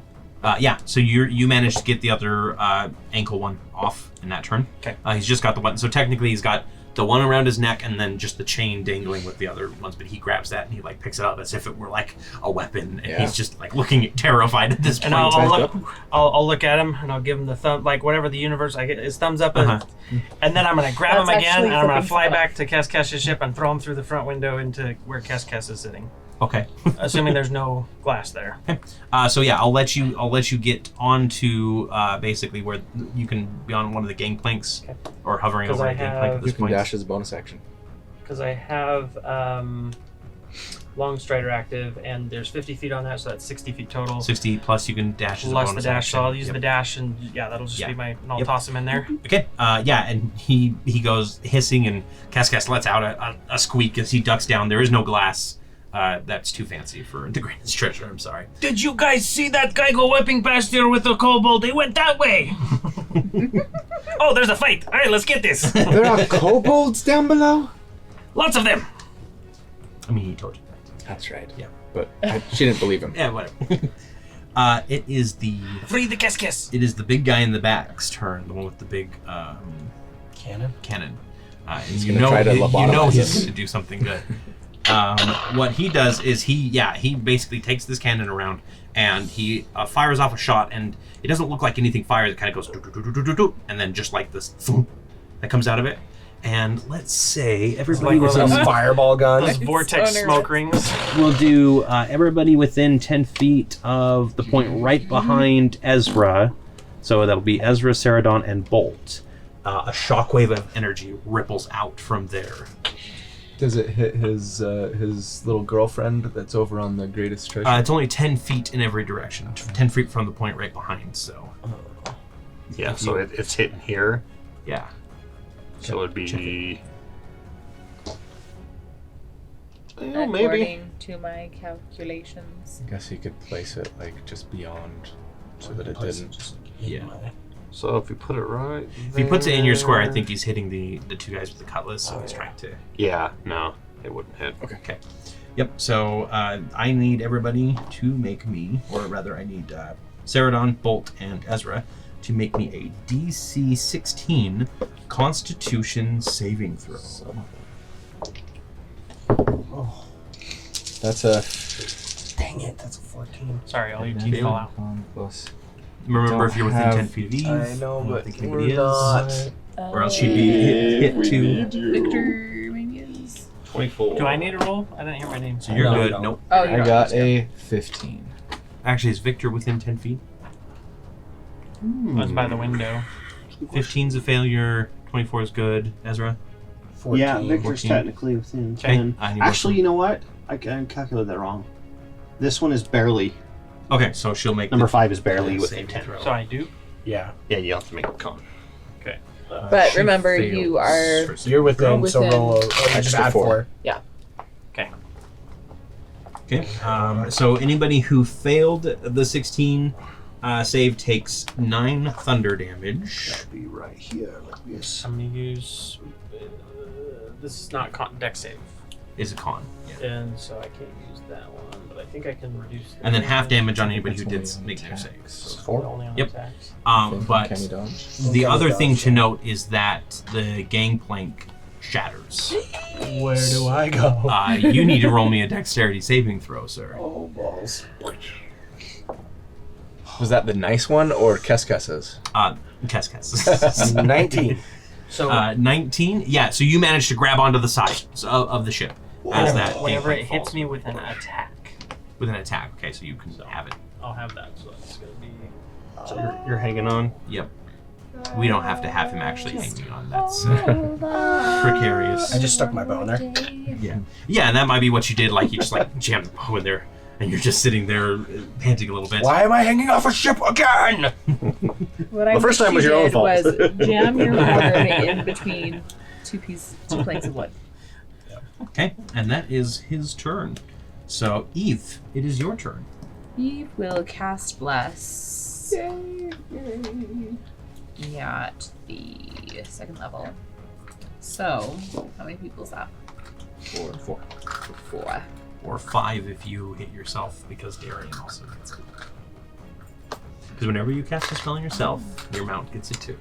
Well, we will bless Victor, Ezra, Sari, and Bolt. Thank you. Okay. It makes me hit much harder. Or more consistent. Yeah, more consistent. Anything that you'd like to do for a bonus or movement? No, but Darian will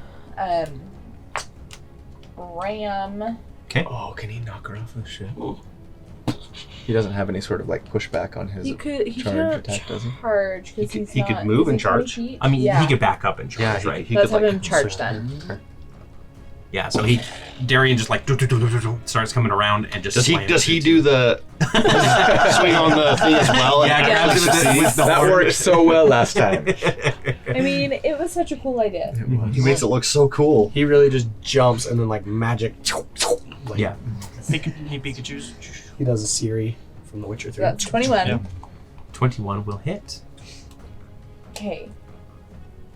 Sorry, She right on the edge there. 1d6. She's right at the edge, yeah. I mean, there's railing and stuff, like you said, but... Glory. So I'll give you a choice.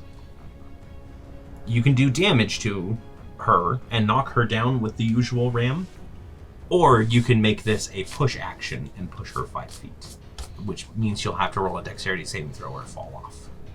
We're pushing her. Okay. So let me go ahead and roll for You dexterity whale saving. killers. Boom, boom, boom, boom, boom, boom. Sleep with the whales. I said non-lethal. She's got a grappling hook. She'll be fine. There's a rock or something she'll land on. So Eventually. you're kind of weaving your magic around to like help everybody else while you're trying to like fend her off. And all of a sudden, Darian comes to the side and just slams into her and sends her tumbling over the edge, and she lets out a scream as she falls. So A will help. we will see what happens to her next round. You do know that they did do have have that those grappling zap hook, guns, but she does like she's definitely falling at this point. We'll see if she can actually manage to correct herself. Save yourself, Pinocchio. Bolt. I am going to bonus action cast Kinetic Jaunt. Okay. Use it for the first time. So now my speed is increased by 10. I don't provoke opportunity attacks. Strixhaven just out today. Ooh, yeah. Which At dates time the of this video recording, a little bit. yeah. And if you haven't, go watch our DM's episode on it. Oh yeah. Mm-hmm. Which will be Which will recorded be out. tomorrow. But come out before. But it will. Time This is the Red magic. Room. Time has no meaning in here. Chronergy. Yeah. No, time has no meaning in the Red Room. Welcome to the Red. And then I can move through the space of another creature. That doesn't count as a terrain. Nice. So I'm actually going to go ahead and just basically go right through that guy. Okay. Just kind of barrel through him, get on the other side. And I'm going to do one attack on number 3. My lord.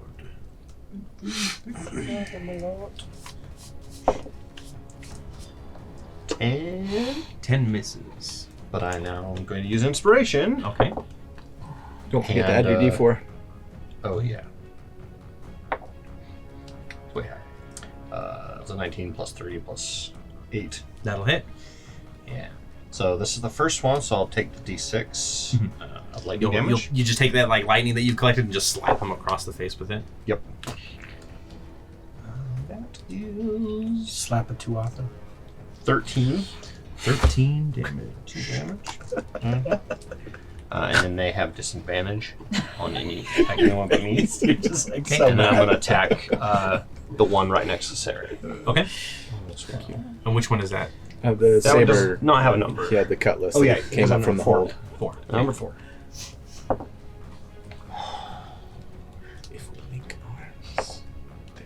14? hurt us. 14 misses. We're being attacked by Okay. a bunch of Freddie Mercurys. Anything else that you'd like to do? That is it. That's Freddie Mercury fan club. All right, so that brings us up to the top of the round. Rifleman number 1 is that the one next to Sari? It's right there. Okay. Is it 10 within feet away. 10 feet? I mean, yeah, it's probably 10 feet. There's a little gap there between us. So, yep, it's going to fire at you because Okay. obviously you're attacking it, and because you're not within 5 feet, it doesn't have disadvantage. So, and it is going to use another. Oh, these guys have disadvantage now. That's so nice. One of them. Did you miss the cutlass I guy? didn't hit that one, yeah. I Oh, missed shoot. that. So. 32 to hit. I'm That assuming. will hit. Ow. And you are wearing metal armor? I am. now, It's aren't my you? brand new Oh, no. shiny metal armor. Yeah, that's gonna work out great for you. Yipes. Snap, crackle, pop. 16 lightning damage. Ouch. Would it work like a Please tell Faraday me cage? her hair is standing on end again. Oh yeah, Only if Seredan's stopping hair stuff from getting always out, right? stands on end with lightning. Poor Now Sari's she's hair. charged and anything she Yep. touches dies. And then it is going to. He's going to. He can't really step away. Not really anywhere else to go. He's just gonna glare at you menacingly because that's fun. His free action is to glare. Yep. Ezra, it's your turn. Okay, I'm gonna use my movement to pull myself up. I don't know if there's room right there, but I'll just stand on the there railing is. if not. That was where Okay. Bolt was. So Okay, I'll stand where Bolt is. And I'm gonna shoot number 1. Okay. Because he's hurting people. You probably are within 5 feet of somebody at this point. Yeah. Oh You shoot. might be able to. I mean, I don't know what the distance is here, but Yeah, maybe what I would have Could you done then jump, is climb up and then hop Yeah, you over. could probably do like a cool kick off from the Ooh, side. A flip. Okay. So go ahead and give me an athletics With the hair. check to see if you. Backwards ascot. tumble. hair flip. 13. Athletics check. Use your feet. Oh, thank Yeah, you. it is a And skill check. if he's 14. within, so is he within range of her to get the bless active when, or is it at the action of It's, for it's not a saving saving throws. throw, so it would. Oh, or it that's would not a be saving throw, effective. so it's No, sorry. The bless works Okay. on skill all checks, ability I checks. believe. Yeah. What about her aura? It's just attacks and Attacks and saving saving Okay, throws. throws. so Yeah, so it I is a don't get 13. 13. Yeah. What kind of gap are we looking at there? I think that's like 15, 20, 15 probably. Yeah, 15 feet. Yeah. Go ahead and give me a dexterity saving throw, sir. Does he have her aura? But now Now I you can do, have this. yes. if it's grabbing the edge. And plus 4. Yeah, plus 4. Okay, or so well protection. then so that's 14, 18 plus 7, so 25, 4. Okay, so it takes all of your movement to kick off and grab onto the railing of the other one, and you nearly fall again. You hear a board fall away from the greatest treasure as you kick it a little too hard. I hate this damn ship. Would you like a lift? I'm fine. All right. Suit yourself. So it will take That's your my action. movement, so, Yeah, okay. it'll take your action to pull yourself up if you want to, I or you could, or your movement on your next turn if you want to just hang there and do nothing. just don't really know that I have good bonus action stuff here, so You have a grappling hook arrow. yeah, I'll take my action then to You just opted stand for the, up because I don't boxing really have ladder anything to instead. do. Okay, So, I'll just so stand you up. are now on the greatest treasure. We'll make it so that you can stand up and dust yourself off. All right, So Watch you're not out, prone you or might have anything. broken a nail that time, big boy. shut it. Okay, number 3 has disadvantage as it tries to. I think Bolt is the closest around to it, though, isn't it? So then it wouldn't. Yeah, it doesn't have disadvantage. Not Attack. disadvantage against you. It rolls a 14 to hit you. Miss. Or block. Yep, just. Might as well have. And the next attack. 17. Okay.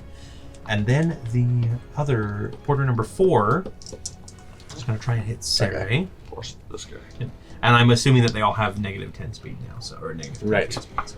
Okay, slower, just in case he wanted to go somewhere. 12 to Yes. hit. And then the second attack is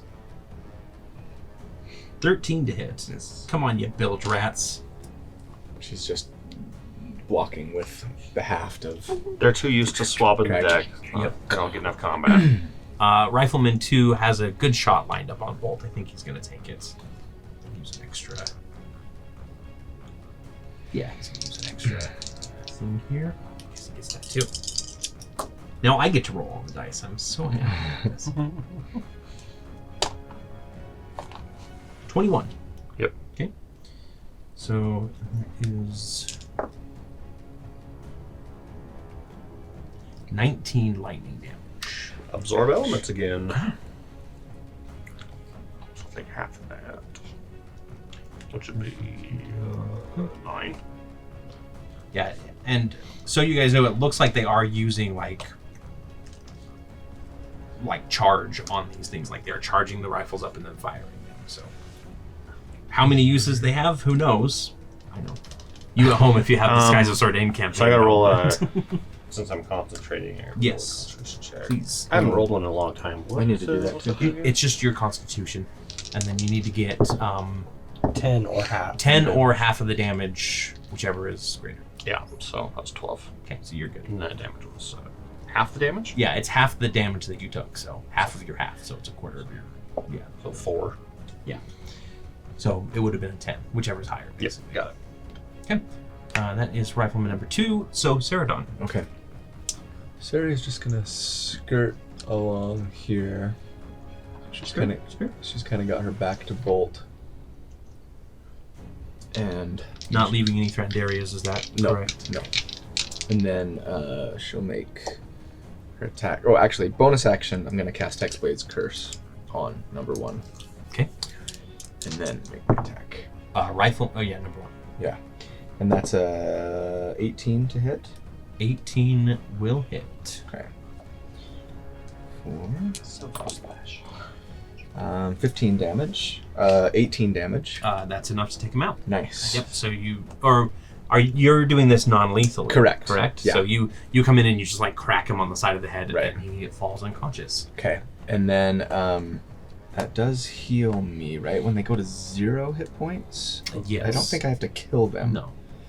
With Hexblade's Curse. Let me just double check that. I didn't roll for my I think it just says when they fall to 0. explosion when I cast my bonus actions. Oh yeah, you want to do that real quick? Against the cursed target, you can if it dies. I gain 9 hit points if it dies. If it dies. Specifically. Okay. So I roll I will not one. gain any So- hit points back.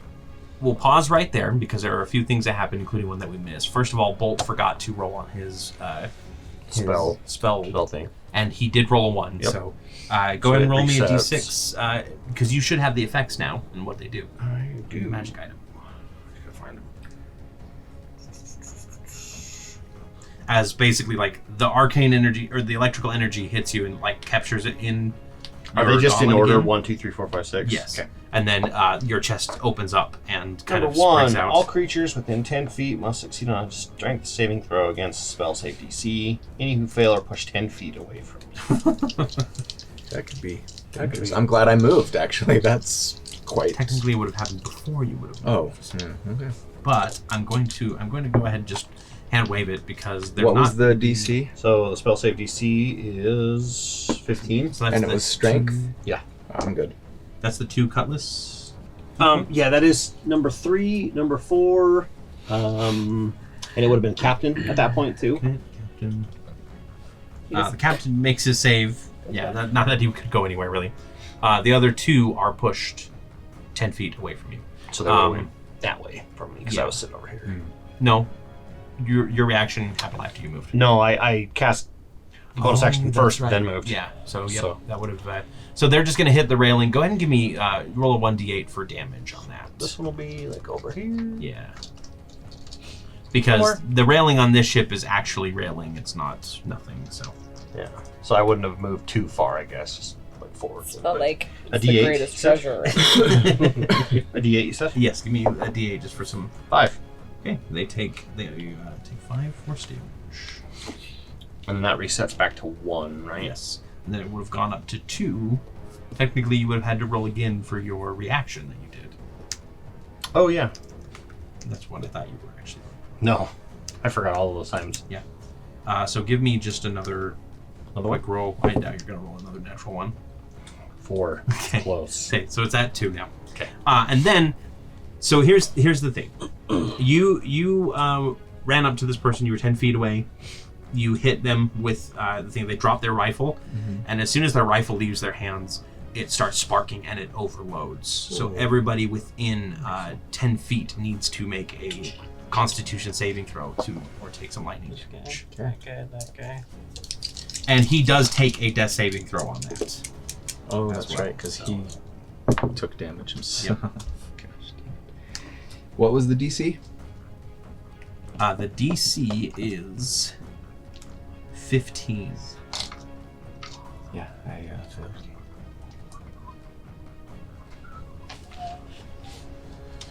Yeah, so that was number 4 and number 2 have to take it as well. Okay. And so does the guy on the bow ship. Okay. How? Front. Helm. No, the helmet. Well, helm would Helm be. is in the back, so the bow. All right, so the guy in the bow makes his save. The other two, only one of them doesn't make their save. The other rifleman doesn't make their save. And so anybody who did make their save takes 12 lightning damage. And then you need to roll a constitution. I just did. Okay. I made it by, I got a 10. Barely made it. Nice. Yeah, but it's just it's kind of like the gun overloads and turns to slag as this lightning arcs around and hits anybody nearby. Okay. Because they have to turn it off first. That is very important. And then you can continue with your turn. I know you've got a few attacks left. So, I mean, I guess I'm assuming I'm within 10 feet of. Yeah. All Yep. those. Yep. Actually, I'm gonna. I had weakened that guy a little bit earlier, so I'm gonna take an attack. Just so you're Saber. clear, if you move to right there, Uh-huh. you'll be in range of all of them. He doesn't want to. If you want to. Yeah, I mean, He likes to be able to poke. yeah. That's what I mean. Like you'll be move. within 10 of all of them. Yeah. None of them will be closer than that. Okay. Oops. So that is a 19 to hit. And that's on number 4. Yes. That hits. Okay. For 21 damage. Nice. And I use my bonus action to cast Hexblade's Curse, so I'm done. Okay, perfect. All right. It is the captain's turn next. He is standing at the helm. And let's see.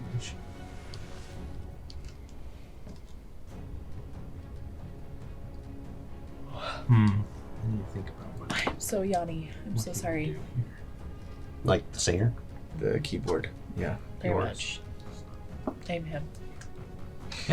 He's gonna pull out his pistol and fire a shot at Bolt here. So Does it ricochet back?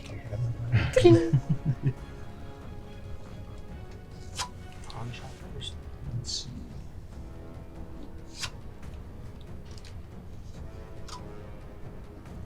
I'm trying to find it.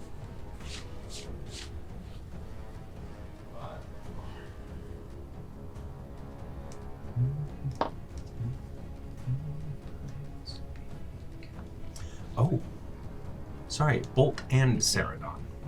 As he pulls out this gun, and it looks almost like a flintlock with like a bunch of like floating orbs around it, and they start spinning up really fast, and a blast of what appears to be just like spatial energy, like almost as if it's ripping through reality itself, comes at Seredan and Bolt. So I need you both to. Oh, it makes a ranged attack against you. Sorry, apologies. I'm still getting used to these weapons. Mm-hmm. That is on Bolt.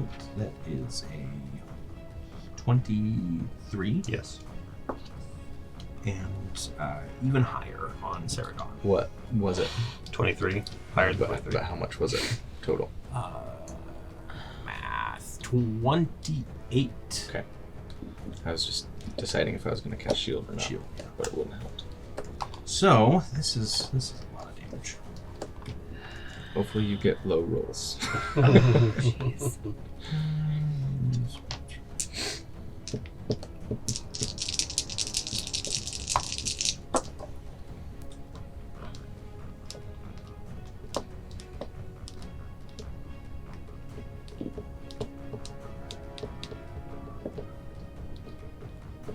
What's your total hit points? 10.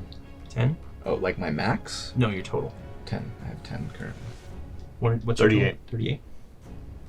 So this does 33 damage. I am unconscious. What type of damage? Any particular type? It is force damage. I have resistance to that. So Do you have a way to prevent the damage on him too? Would you I have already used my reaction, unfortunately. So Or here's else I would've. here's the rub.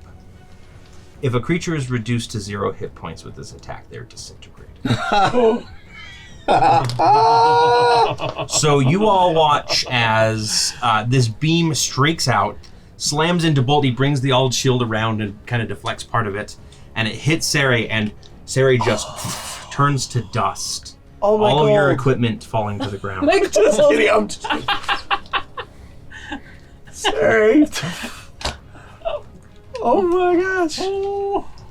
And then you guys watch as the gun itself just melts and turns to slag. Glass cannon. Yep. Bastard! That's great. Is there a locket on the ground? Okay. It's just craggy right now. I guess it's a glaive. It was the last thing that it was before. So we'll find out what happens in just a little bit here. Disintegration is not a fun thing. Not when you're on the receiving. Not when you're on the receiving end. No. Looks like you guys are losing that bet. Then it is on we your can't end. even weekend at Bernie's. Yeah. It's like, Simulacrum? No. Just put Is the you in a armor jar. still there from the lady? Yes, all of the Put some magic items and googly eyes on everything it. fall to the ground. It just literally it looked like he just got Thanos dusted, basically. Okay. who was it that? The captain. That was the captain. Yep. But the gun is gone. The gun is gone. It Sort is of. slag. Yep. He pulls out another one. A 16 to hit Eve. Oh, sorry. Yes. That person isn't there currently. I forgot they were falling. Let me see if they can get their weapon in time. Nope, they're gone. So, yeah. Tit for tat, I suppose. I mean, mine was probably a bit harder. I mean, this is technically disintegrated. We'll never find the body. Yep. Okay, so it is Victor's turn. Would I have sensed what happened? You have enough sight Oh, that yeah. you can see everything. Yeah, you can see. We've been through this. I'm not omnipotent. No, but you have blind sight up to 20 feet I or know, whatever. I got So people on me in the comments saying all the stuff we do that is very liberal with blindness. Yeah. So At me in the comments. I I'm don't care. going to. It's my choice. And I know where the source was. I was going to attack the other guy, but I'm going to go for the captain. Go for the I'm captain. going to use my bonus action. No, I'm using my. I have to use a full action for that, don't I? Are you throwing or are you hauling over there? I was going to go over there with my. There's not really something to sit on, is there?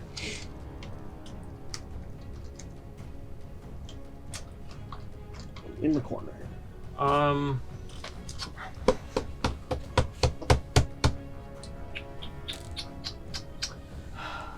I'm going to use Flame Blade and just I'm going to pull out Cinder Hearth and just like a confused guttural scream, and it's going to erupt with flame.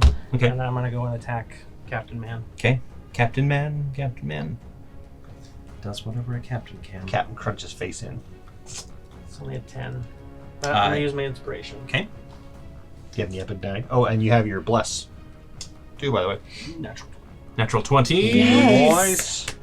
Yes. This is And a rage. this is This is a rage. confirms the story. This is a rage attack. 6d6 plus, that's just the whatever, plus the rolls. Okay. So that's 66 is 16, 36. so 36, that's 40, 52 52. points of fire damage. And you don't have sneak attack to put onto this, right? If I'm hitting him. I thought you were hitting You're the hitting the captain. captain. He's in here. He's He's in inside there. the- Okay, I thought that was him. Sorry. Yeah, I wouldn't have Advantage. sneak attack. So what was the total? Sorry. 57? 50, 52. 52. 52. 52. Okay. Yeah, you just come barreling in with the just rage and broom just- and slice into him. He lets out a scream of surprise and as just burn a good chunk of his arm. And I'm just like I said, I'm just gonna be in his face, berserking, swinging Okay. wildly. Then it is So there's no one else he can see but me. the big cannon guy at the back, and he is going to launch one at I think he can hit Eve, Ezra, and Darian. Is it another shatter? Yeah, it's another one of these shatter blasts. Yes. And he also wants to hit the other gangplank. Just gotta do it. Dex. Well, so does he have to target the gangplank right away? Like, He just has to target it so that it's within. Because As it long goes as 10 feet. portion beyond, of it yeah. is within. Yeah. It's going to hit the gangplank, then it's going to be shattered. So wait, does he have to hit the gangplank in the center of No. Shatter to No, get it to just okay. anywhere Just any part of it? Yep. Then yeah, he can. Okay. So, So Eve, Darian, Ezra, it save? is a Constitution saving throw, please. Remember, you get +4 Oh, with the aura if you're 20, You're within 10 feet. 28. Oh, 30. Okay, you're Two. good. Lots of 24 for me. You're good. So You'll only Darian take half gets damage. Natural 20 for Darian. Nice, you'll only take half damage as well. So that's Go, 15, Darian, go! so 7. 7 thunder damage to all of you. Okay. And that brings us to Eve.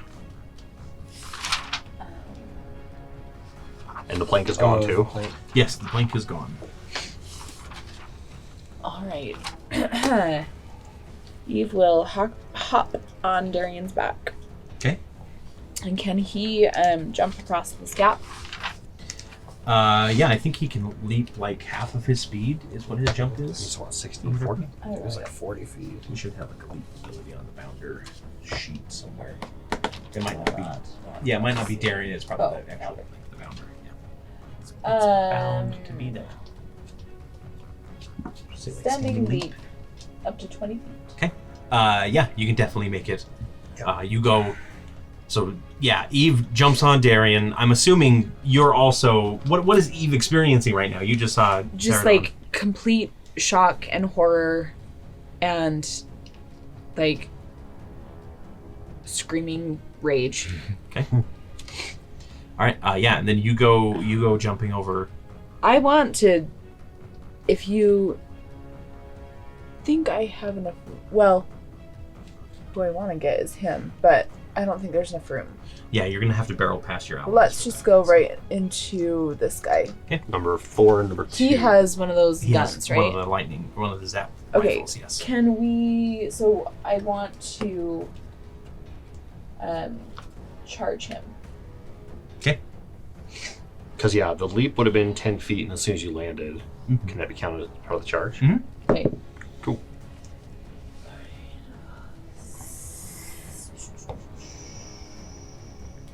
I'm sorry, my brain is not working properly. You just saw your best friend get disintegrated. Yeah. It makes sense. 18 to hit? 18 will hit. Okay. So that is 7 plus 5. That's 7 plus 5, 12. 13. 7 plus 5 is 12. 12. 12 plus 3. 15 damage. 15 damage. 15 on Rifleman. Number 2. Number 2. Yep. Okay. And then Yeah, so he is. Yeah, you come slashing down. What about Darian? Well, that was Darian's. Oh, that was Darian's attack. That was Darian's. Okay, yeah, So then so- I would want to hit with my longsword. Longsword. Longsword.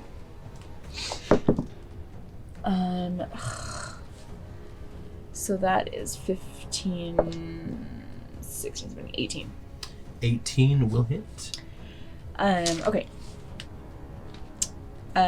With smite. Okay. So we can get rid of him, hopefully, maybe. Who knows? So that's 6 plus 2d8. 2d8 or 1d8. plus 8. So 14. 14. Yeah. And now, is this non-lethal or lethal damage? Oh, at this point, it's lethal. Okay. Yep. You cut the rifleman's head right off after Darian lifts it up with the horns after impaling it. And again, his gun leaves his hands, and that lightning starts sparking and will explode outward. So everybody within 10 feet of his square will need to make me a dexterity saving throw or take some lightning damage. Which was everyone except for top guy. Top guy would have taken it 'cause he's right there. So Bolt, Victor. He takes it. Victor is out of it. 18 for Captain's out of it. Eve. Number 3 is out of it. So what's the save? 15. DC 15. Does Bless Yeah. take that? Both Yes. Eve and Darian Okay. succeed. So it was 4 that were being hit by the. Was it just the 4, or was it just 3 that were being hit? 1, 2, 3, 4. Oh, okay. Well, the enemies. Enemies 5 2. if you count Darian, Enemies 2. right? Enemies 2. Yeah. 3 friendlies, 2 enemies. No, I'd say it's out of range. Yeah, so just these two. Just those 2. Okay. So they both fail, and then. Sorry, was it Darian- con? He made it. Dex. Dex? Yeah. He got 18. So 8. 8. So you're going to take, along with these other 2, 7 lightning damage. Did I take half damage? You don't take any Okay. damage. Yep, you were able to kind of basically ground your blade or something like that to prevent it. That was border 4 that was closest, is that right? Yeah. 4 is right next to you.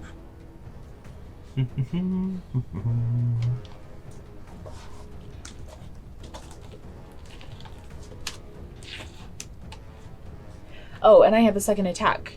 Yes, you do. Um. I think you're within range of number 4. Mm-hmm. Okay. So let's. Not good. 7 plus 6. 13. 13. 13 will miss. Using inspiration. Okay. 14 plus 6, so 20. That'll hit. Okay. 20. Dirty 20. Get him, Eve. Oh, for just 5. Calm them down. Okay. For just Oh, I'm sorry. I rolled the wrong thing. Oh. 4. 4 damage. Okay. Oh my gosh. I don't think I'm blessed any longer. Oh, this is so sad. Okay. Some inspiration dice. Yeah, here, take an epic die. I don't have a character. Yep. I'm quickly re-rolling a new character. Bolt. I Yeah. have an epic die. I'm you have Feridon. other characters to choose from. I will take Many bonus options. action for my No, final 60. Guardian She armor. was one. Oh yeah. So, Okay. I think was I run one in? No, just you, because you already used that ability today. Oh, right. So I'll take 6 temp. So the quest to wrest her soul from the crag, or willow crags begins. And then I will cast Aid.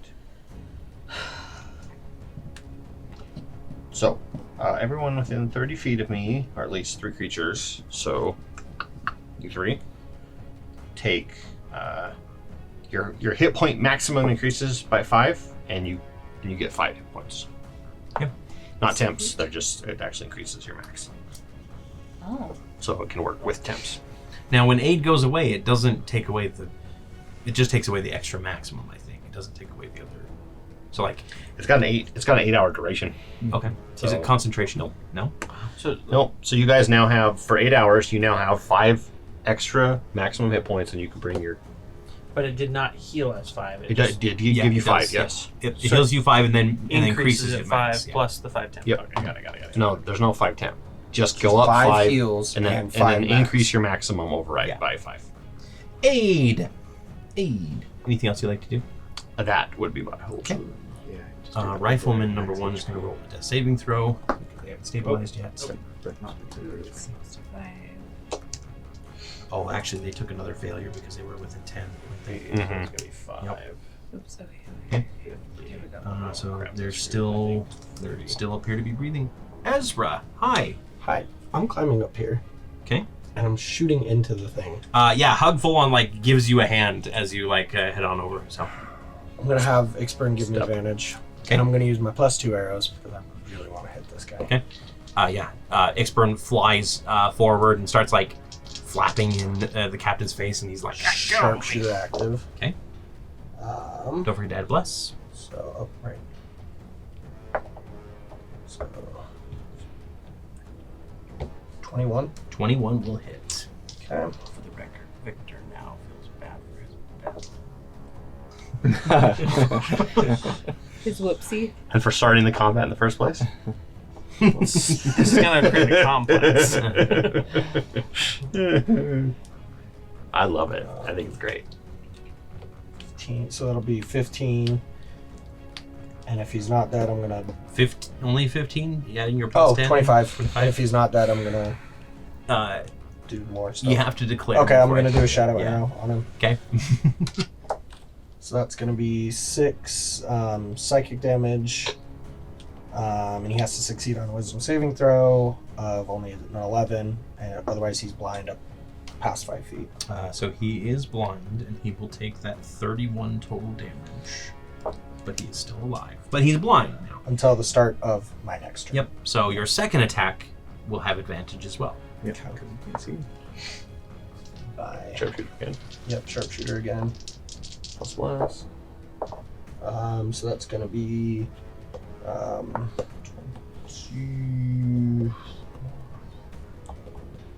29 29 will hit. for 18 damage. Do you want to describe what happens? Yeah, I'm just gonna shoot him straight through the eye and pin him to the back of the helm thingy in there. Okay. And be really pissed. Yeah. Yeah, so he just slams against it. Those +2 magic arrows just kind of like glowing faintly through, breaking through whatever like magical shielding he had on him. And then that is him. Anything else you would like to do? Just be mad. Okay. That requires a bonus action. Yes. Anger is a free action. I would like to rage. Yeah, unless you're a barbarian. Yes. we are all raging Number our own 3 way. is going to Everyone make take a level in pair of barbarian. attacks against Bolt. Number 3. Number 3. Okay. That's a 16 and an 18 to hit. Bolt miss. Okay. And then number 4 is going to make a pair of attacks against Darian, because there's too much bunny in his face. One of them is a never have 24 to too hit. much. That will hit. The other one is a 16. Miss. Okay, so the first attack that these guys ever hit is on Darian. Darian always goes down. It's not a ranged attack, is He's it? a good little tank. No, it's a Yes. Victor will dive in front of the bunny and take the damage. It's Just going to not be 8 Sorry. piercing or slashing damage. He's gone. Give me a bad. Yeah, so you Or you fall is down. he? Reaction. I couldn't save Seredan, but I can save Darian. So I'll take 4 of that damage. Darian's Okay. still up. Thanks. Because it turns to force. Yep. So. Okay. I need everybody else to leave the room, please. I need to have a conversation with Colby for a second. Alright, be back. So take a break. Good luck with the choir. Now that you're bound just to saying. them forever. All right. Seredan, you are floating in a void. Okay. There's no ground beneath you. There's no feeling. It's just numbness. And then you hear that telltale like whisper in the back of your mind, and it's a faint chorus. It's not the typical like thousands of voices all speaking and all trying to overlap one another. It seems to be about like maybe a dozen at most, and you hear them kind of swell up around you, not nearly with the gusto that the choir usually gives.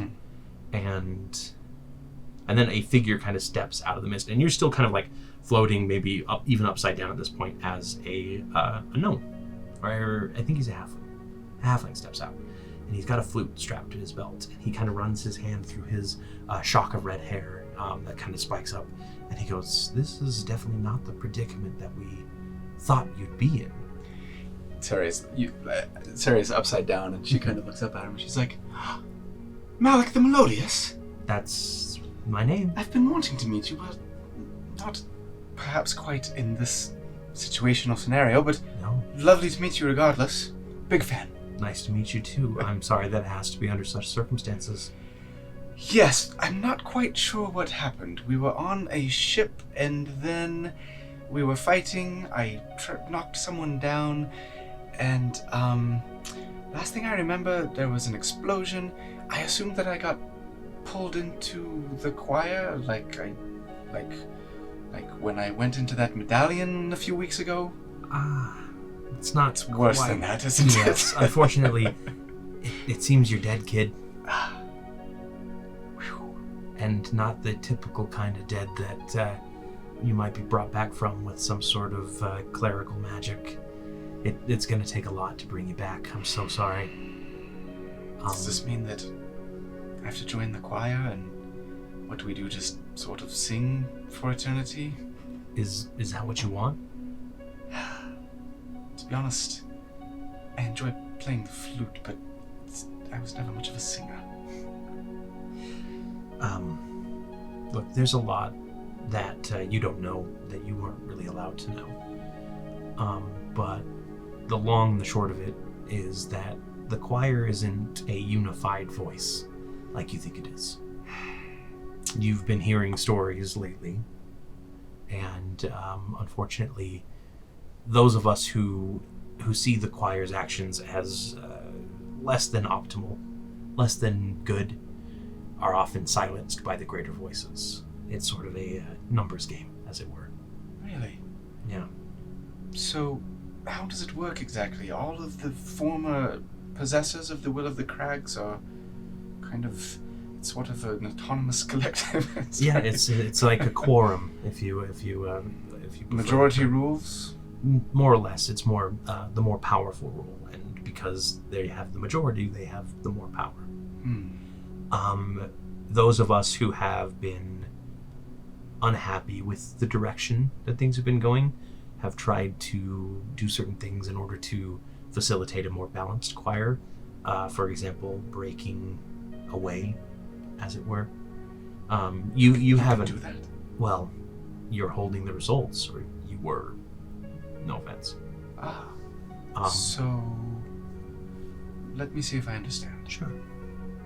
Craggy, as I knew them, Mm-hmm. was... I called him Flutie.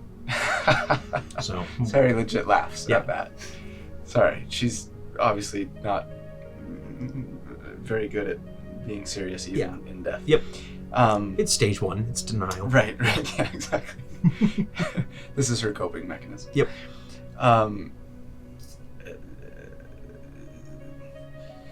So, Craggy, I heard a story recently. I'm not sure how much you can sort of hear and see what's going on with me when I'm holding the choir. The choir can feel your emotions and read surface thoughts. Okay. It's not a 1-to-1 conversion ratio, although we did hear you ask about Bravel.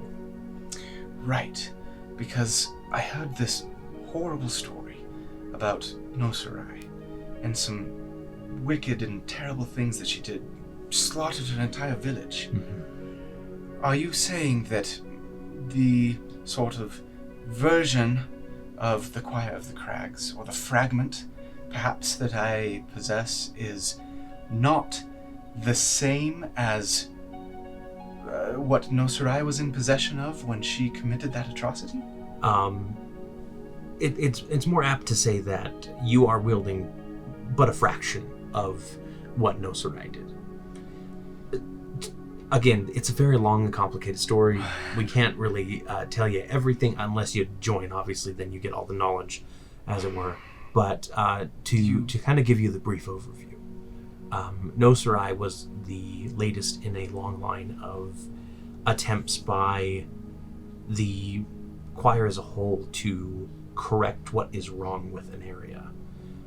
When she failed to deliver in her task, and let's be clear here, no Sarai, and he kind of nods to another one of the cloaked voices that kind of fades in and out a little bit, was not of her own mind during that time. The choir co-opted her cooperation, which happens, unfortunately. But when she failed, they turned to another, a dwarf, a sickly dwarf by the name of Aventhi. Oh, I met him. And he has been working for them ever since. But so Aventhi's working for the choir. It's an interesting relationship. He believes he's working against our wishes or alongside them temporarily. We have every reason to believe that he's going to try and discard us or steal the rest of our power. That was my impression from our brief altercation. But what he is attempting to do, make this correction, that again, for reasons that are beyond your understanding at this time, we can't really get into. But he's trying to correct the world, and the bulk of the choir is going along with it. And it's not what everybody wants. It's not in a way that everybody wants it to be. So a few of us may have rebelled a little bit and broken a piece of the choir away to find a more suitable host. So the flute that I found all those months ago, buried in the mountains, that's this fragment that you speak of? Yep. You're our one-shot kid. Our one chance, you and your lovely friends that you've gotten along the way, you were supposed to be our one chance to make the correction in the proper manner. And at this point, Sarah does actually get, really, visibly saddened, right? And even actually, she starts to tear up, and she's like, I am honored, Malik, by your faith in me, but I've got some bad news. I seem to have failed. That's why we're talking. Typically, this would be the end. You join the choir, you'd live and give your opinion, and the choir would take it into consideration, probably reject it, considering your morality stance compared to what they typically do. But the dozen or so of us that broke away that want to do good in the world, we're really not happy with the system that we have right now. So what can be done? Is there... Could one of my companions take up this fragment now, or... It takes a certain kind of soul. Cracky, the choir, the fragment that you have isn't something that can be wielded by just anyone. There was a specific reason you were chosen. I think we have to do something a bit more drastic. And it's going to require the potential death of, well, the rest of our souls. Not yours. But I don't know if I could accept that sort of sacrifice. I've already proven incapable of protecting my friends half the time, and let alone fulfilling whatever mission or task that you would have me do. So, what, you're just gonna give up, kid? Well, no, but what are you saying? That you would... I'm saying that you're the one shot that we have to make sure that things don't go awry. What Aventhi's planning, what he's planning on bringing here, it will be worse for Aneria than anything we've ever seen, and the choir is too blind to see it at this point. So, we have to do drastic measures. Meaning what? Meaning we will infuse you with what little power we have left. You'll be cut off from the choir completely. You'll be on your own, but you'll be alive. And we'll finally have a purpose again. And what happens to you? You know, I'm not really sure. It's been a while. Maybe oblivion, maybe we go on to our final resting place after all. I'm not really sure. Maybe you can get back to the rest of the will and bring us back. Who knows? And internally at this point, I think Sari, she maybe would have a change of heart, I think, at that point, because ever since a few episodes ago, I can't remember which one it was, but when I went through that change, and part of the bargain was that I was like tying myself to the choir of the crags for all eternity or whatever, and I was going to be like in the afterlife, like instead of going to whatever other afterlife may have been waiting for me, I was going to be like part of the choir of the crags. She's been very like, that doesn't sound so great, you know what I mean? Like I think I would rather just go to like normal afterlife as opposed to like whatever this is, exactly. You know what I mean? And so I think upon hearing that, she would, and this is just sort of all, you know, her internal dialogue, her internal monologue for the sake of, I guess, the audience and you, that might kind of make her go, well, maybe that's a good thing. How long have you been in here now? Several decades? You must get terribly bored. Oh, I mean, there's stuff you can do, but it's not anything fulfilling. Typically, I mean, it's an afterlife, kid. Well, but particularly when you're, what, a dozen against how many other dozens, and you see all of your efforts sort of be discarded, and the choir itself in the hands of this Aventhi, it would be a frustrating afterlife, if anything, I would think. It can be. So, let me see if I understand this. Sure. You got time. You... The 12 or so of you sacrifice yourselves to put me back into the world in corporeal form, but I lose my connection to the choir completely. Correct. We've never really done this before, so there could be side effects. There could be things that we are not sure on.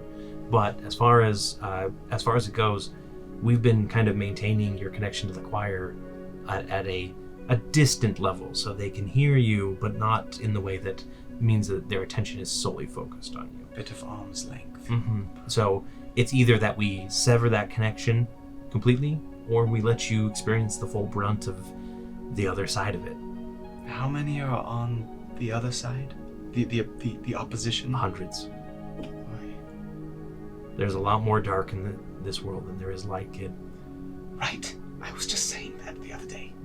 You heard me, perhaps. I mean, we read your surface thoughts, yes. Maybe you inspired. All you. As much of a bard as I am, that was all you. So, I go back into the world. I don't have my favorite toy any longer. But I rally the forces. I get to see Evie again. Her decision's obviously already been made. And Vicky and Bolt and Jaja, we hunt down Aventhi, kill him, and restore the choir to its proper, balanced place. Now, wait, sorry, I know we're going a little long here. Let me ask about this. Sure. This whole balance thing. I have an issue with that. So do we. Excellent. You're completely in line. That's why we picked you. Part of the reason. You're completely in line with what we feel the choir should be as compared to what it actually is.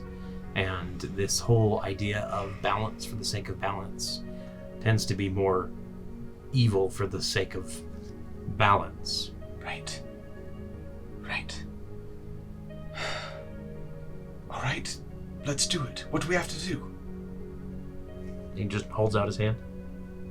And she like hesitates for a second, and she kind of looks at him and she says, I'll bring you back. If you can, that would be great. And then she reaches out. Okay. And Just as got you chills clasp all over my entire body, down my legs.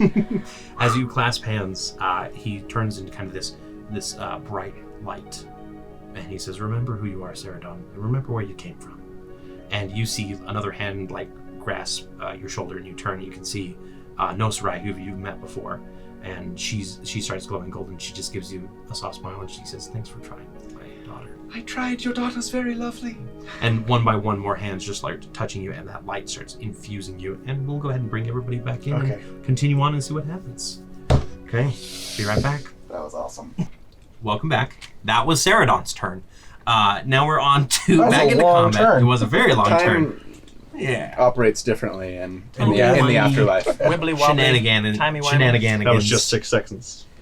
Number 5. I forgot we're still in the middle. Yes. Yeah, it's still in the middle of combat. Who was number 5 close to? 5 is dead. She was the one that was hanging off the ship, and she fell. That is correct, sir. Victor, it is your turn then. Still in a blind rage. Captain's dead. Yep.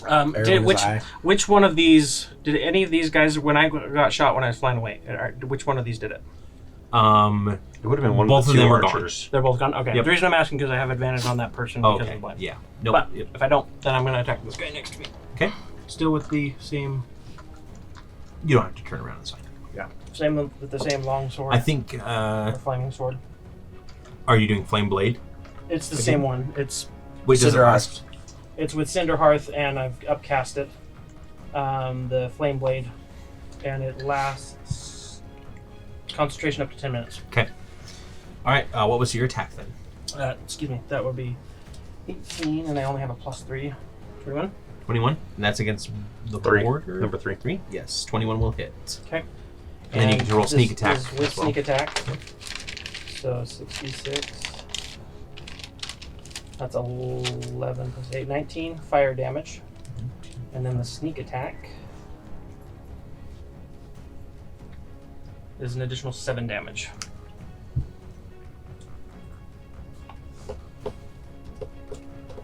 Yeah. Okay. And this is concentration, by the way, so I need a concentration ring. Okay. Perfect. Yeah, you slash into that one. He still appears to be up and running. Okay. And bonus action, I'm going to bring my other blades to bear. And wait, no, I can't do defensive one because I don't have any performance points left. Upcasting drained me. So just brandishing them. Nothing Alrighty. special. Then it is the big cannon, the guy with the big cannon, and he is going to aim his cannon past all of you Still 3 at people the up there? helm. Just 2. 1, 2, 3. Oh, I see what you're saying. Yeah, there's 3 bodies. So he's going to aim his cannon at the helm and fire into the cabin that is the helm. And you guys see it just as it hits and just explodes the thing. This cabin? Yeah, Or Kes- his cabin. Oh, okay. Yeah. I was like, Not he's killing Kes. Kes? No. Now, Yeah, killing Kes too. Kes is sitting in a room with a random kobold swinging a... Yeah, like you can hear hissing and kind of whatever draconic speech Mortal is, Kombat yeah. going on in there. But yeah, so he destroys the helm of the ship, and then he kind of just gives you all a smirk, and he'll go ahead and fall off the edge. Oh He crap! just does like a, just leans off. Yep. There are you jerk! Coward! Oh, you know what? No. Actually, what he's gonna do is he's gonna climb onto the whale. He's gonna The baby whale? Yeah, climb onto the baby whale, and he's going to just kind of like he's gonna take his gun and tap it against the diode, and the whale is gonna jerk its head to the side and start kind of drifting away. Is it a slow drift? Or a fast Yeah, I mean it's not moving at top speed at this point, so. I hate these people so much. Well, it is your turn. righteous retribution? Oh, with by the way, you slime. need to get rid of Darian and just put Eva. No, Darian's alive. I he's see right. Darian. He's Darian is safe. alive. Yeah. Okay, we will. Rocky. We will. I needed that. So I needed huge. a little bit of joy. Love it. Attack the guy right in front of me. Okay. With a long sword. Long sword. Melong sword. That's a natural 20. Nice. 20. Guys, Do you have any confirm spell slots story. That's Sarah, Yeah. ghost, Actually, you might coming don't. in You and might like need 'em. Need 'em. guiding the blades. Yeah, to the right like spot. like it were Patrick Swayze and Ghost. Yeah. spell slots. 9, for 10, 11. It's Max damage, and then roll your dice. Thanks. So what is your normal So- attack? D8? D10? D8 plus 3 So 11. so 11 plus your dice. plus 2. Did you want to pour a smite onto there? Did you have a smite that you could pour onto there? Sure can. So that's an extra 2d8, so an extra 16, so that's plus your dice. 27 plus 8. 4. 35, 39. 39. And that was on number 4? Yep. Yeah, you cleave him right in half in righteous fury. Woo. I can twain. Go Eve. You gotta Second change. You gotta attack. change. You gotta change your Second oath to oath of vengeance. So you're going to get them a I'm little bit. not right? exactly thrilled It's like right now. a banshee scream. Just Okay. Ooh, bad. 12. That one will miss. Okay. Yep. But Darian will Inspiration? attack. No, I used it already. With a ram. She pulls a ram out of her pocket. Darian that will attacked miss. with the ram. Yeah, Darian Alright. pulls a ram out of his pouch. Out of his pouch. Yeah, Yeah. the pouch. It's a baby- it's a baby ram. Like jumps out. Yeah. Ring What of was the the ram. total? Sorry. Put it on his I missed both. Okay. Both. I'm quite certain. Alrighty. Bolt. We're going to reenact the scene from Office Space on this guy. He's the printer. Yeah, he is the printer. So that would be some first attack. It's going to be a 24. 24 will hit. And that is 10 damage. And did you roll your d6 for lightning? 'Cause I don't think you hit since you absorbed that with lightning. 6 more. Okay. So 16. Why'd I give myself more math to do? Second attack. Even higher. Okay. And that is 12 damage. 12. Hey, yeah, you pummel him, and he's just looking bloody and everything, and he looks like he wants to jump off the edge as well. Here, let me help you. Then, up to the top of the round, the rifleman that is alive is going to roll a death saving throw and dies. Oh. I tried to do non-lethal damage. Oh, I heal 9 hit points. Oh wait, I don't have a ball. Your ashes are just like, well. Yeah, just like This swirl, swirl, yeah, yeah. little swirl. Yep. The armor gets a Yeah, I'll little go. shinier. Ezra, that means it is your turn before the Okay, last I'm gonna try and jump onto the other boat. Are you? Again. I would You shoot him. hear Sari's voice whisper from the grave. I ignore Sari's voice That's a always. terrible idea. Give me an athletics check, please. Okay. 9. A 9. Give me a dexterity saving throw. That's right. Bless. Every time. Okay, so it's 26. Yeah, you can grab onto the side and haul yourself up. Okay. And then I'm Every gonna time. Walk up and try not. Oops, I just bumped the mic. Sorry, editing people. Walk up and try not to step on Sari's ashes. Pull out my katana and I'm just gonna stab this guy. Disrespectful. Okay, go ahead and give me an attack roll then. I'm going to give you one attack just because you Sure. did have to take a... yeah. So You that's have to gonna pull be, yourself up.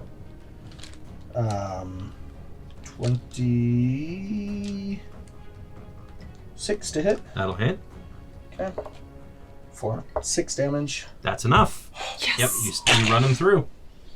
Quick, everyone gather up the armor and Then I'm Craig, gonna- let's get off this ship. Bonus action, I'm going to click my Boots of Speed. Okay. And I also want to cast... freak, I can't. So anyway, I'll cast Boots of Speed, and I'm going to say, there are people below, we cannot leave them. And I'm going to go down. I'm going to kneel, pick up Craggy, Okay. and take it to Eve. It feels warm in your hand. Okay. I'll give it to Eve. Okay. I don't know what to do with that. Okay. And I'll take the armor and put it in the bag of holding. Okay. If it's, All of the equipment, basically. yeah, just whatever's there, just kind of stuff it in. How much do kobolds weigh? They're like 40 pounds each, I think. Something like that.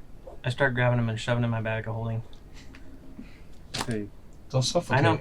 Okay, 10 minutes of air. I have 10 minutes. I'll look at him for a second and go, and throw him in. One at a time. You throw the first one in, and the others start panicking. Because there's no way I'm getting out of there with that. But they can't get. I'm going so fast that hopefully they can't resist very well. I will point out that the ship is just adrift at this point. It's not like burning down actively. Oh, okay. I thought it was going to... No. The helm is just destroyed, so you can't operate the ship. So that's what happens. Then it rewinds and it goes, oh, yeah. Like, no, I'll come in. That's his thought. You still I'll does throw that, the though. first one in, and then you kind of like listen for a moment. You're like, oh, there's no active explosions. The ship's not really moving. I'll pull him back out. As you pull him back out. And I'll set him down, How and big is the I'll mouth point. of this bag of holding. I'm Yeah. gonna. Big as you need. Yep. I'm gonna point up to the hatch, and That was your Give them your the- intimidation. Yeah. Go up or in. yeah, Yeah, there they or are there. all they are all going to start scrambling up the hatch. They don't really have a good way to get up there except for climbing over each other. So, yeah, it kind of makes a mess as they all start coming out. So you grab Craggy, Grab Craggy. and it feels warm in your hands. Okay. And then also scoop up. The ashes. As much of the ashes Sorry. out, I'm like blown away. Okay. There's Yeah, you can like footprints pull on out some like of them. a potion, an Okay. empty potion bottle. You could pour out a healing potion. Drink it. Pour out my Yeah. 40. Does anyone have a funnel? You probably do. I probably have one. Yeah. So yeah, so you start scooping Okay. up the ashes and everything. And So, What? so that's what happens. Okay. I mean, Craggy's with you. So- it's still a glaive at this point. okay, you would hop over to the other. Yeah, at this Okay. point, like Keskas can get closer, pulls out the backup. It's just a gangplank. ladder. It is just a ladder. Just like Rips a piece of the railing off. And Hug definitely like holds out his hands, and then so Keskas and the other kobold come out, and the other kobold starts like hissing, calling out, and the rest of the other kobolds just like, seem to like relax a little bit, and they're a little bit calmer as they. As Hug basically. inside of his bag. Yeah. It's okay. It disappeared. I'm gonna fall. You get to play all of these characters. Yep, you get to be A dozen kobolds. in a trench coat. When I do come up, I want to walk up to Ezra, and I want to put the broom and say, "Their job is not finished." And I'm gonna Sweep hand you up. Sarai. the You guys, this is like. Eve is crying. Yes, Eve is I'm right. being respectful. Yeah. I want to tell you what she's gonna do. Yes. The job is not done. One of them is gotten away, and I believe that you are a better shot than I am. Alright. Brisinger. The one on the whale. Brazier, remember? Do we see which direction he Kept went her off? on Oh the yeah, bra. he ran off. That's how you stay probably, attached we'll to just say it, south actually. at this point. The whale's just Yep. I need to listing actually lazily to the make left. something because Yeah, I mean the whale's picking up Yeah, speed knocked is unconscious, probably, but then it's it's not. just- I don't think a whale would be faster. What is it? Do they even have a whale's Yes, talk? they do. Oh my gosh! Oh my gosh! This is exciting. I mean, I can shoot 300 feet, so I don't know if it really matters. You have sharpshooter. if that just gets him height to the station, that's good enough. What is a sperm whale's? It's a 60 swim speed, so it can move 120 per round, basically. Okay, so I will go as far as I can on the broom. Which is only 50 feet around. So actually, you are losing ground. Like at this point, I would say you are. But with sharpshooter, if you can 120. shoot 300 feet. Yeah, just as so you're long as you're in- 120 feet away at this point. Okay. So it'll be 130 feet on your first round here, Okay. when you can take a shot or a pair of shots. Yeah, I'll take a pair of shots. Okay. at them. So that's going to be 24 to hit 24 will hit. for 12 damage. Okay. You still have blessed, by the way, too. Oh, yeah. That's right. And 12 to hit. 12 will miss. That wasn't that one, wasn't it? It was a 1 and a 1. I think you've actually got it though, because it can't break away. Well, actually, so if you're not dashing every turn, it will break away. So this next turn it'll so be I'll hit another- it, and then maybe I'll spend my next turn dashing to try and make up some ground to get close enough to take. Yeah, a I final think two you shots. might have one more set 2 of rounds total. attacks here to try and finish him off All right. You want me to take him right now? Yes. Okay. before he gets out of range. So that's going to be 18 18 will hit. for 14 damage. Okay. And then 30 30 will hit. for 12 damage. Yeah, so you just go flying on this room and you just start like boom, boom, boom, firing off shots, and they just pierce right through the guy, and he goes tumbling off the edge. And as soon as he's no longer like grabbing that diode to direct the whale, it just kind of like drifts to a stop. And I said they were humpback whales. They're actually sperm whales. My apologies. Yeah. Size-wise, you mean? Yeah, size-wise. And they're still sky whales. Yeah, they're still sky whales. Okay. I'll spend my movement getting up there to see if I can eventually get up there and break off the diode and let it go. So how are you breaking it off? Are you just trying to pull I mean, it out? I'll look first to see if that's going to hurt it. Give me a medicine check. Okay. 21. 21. Yeah, you know that if you just like rip it out without being delicate about it, you're definitely going to do some damage to this thing. Okay. I will spend however long it takes and carefully kind of detach it. Yeah, with your medicine check, you can spend the time to do that. And as soon as like you pull the diode out nice and slow, you make sure that it's not going to like pierce anything or like rip any sort of like blood vessels or anything like that. But as soon as it's out, the diode deactivates, and the whale gives like a shake of its head, and then lets out a single mournful cry, and fades into the clouds. Like it dives down into the clouds. All right. I'll head back. Find your pod, buddy. Good luck. So Eve would make it to the other thing, get off Darian, Okay. and carefully place Sari on the ground and just kneel next to her and would say, please, to the trio, to Craggy, please bring her back. I will do anything. Can anyone hear me? Do you even care? Give me a religion check, please. Not intro. Well, I'm notoriously bad at these. Until now. Yeah, it's still bad. I think I have +0. No. Let's just knock that over by 1. Yeah, just 8. You don't have proficiency in religion? No.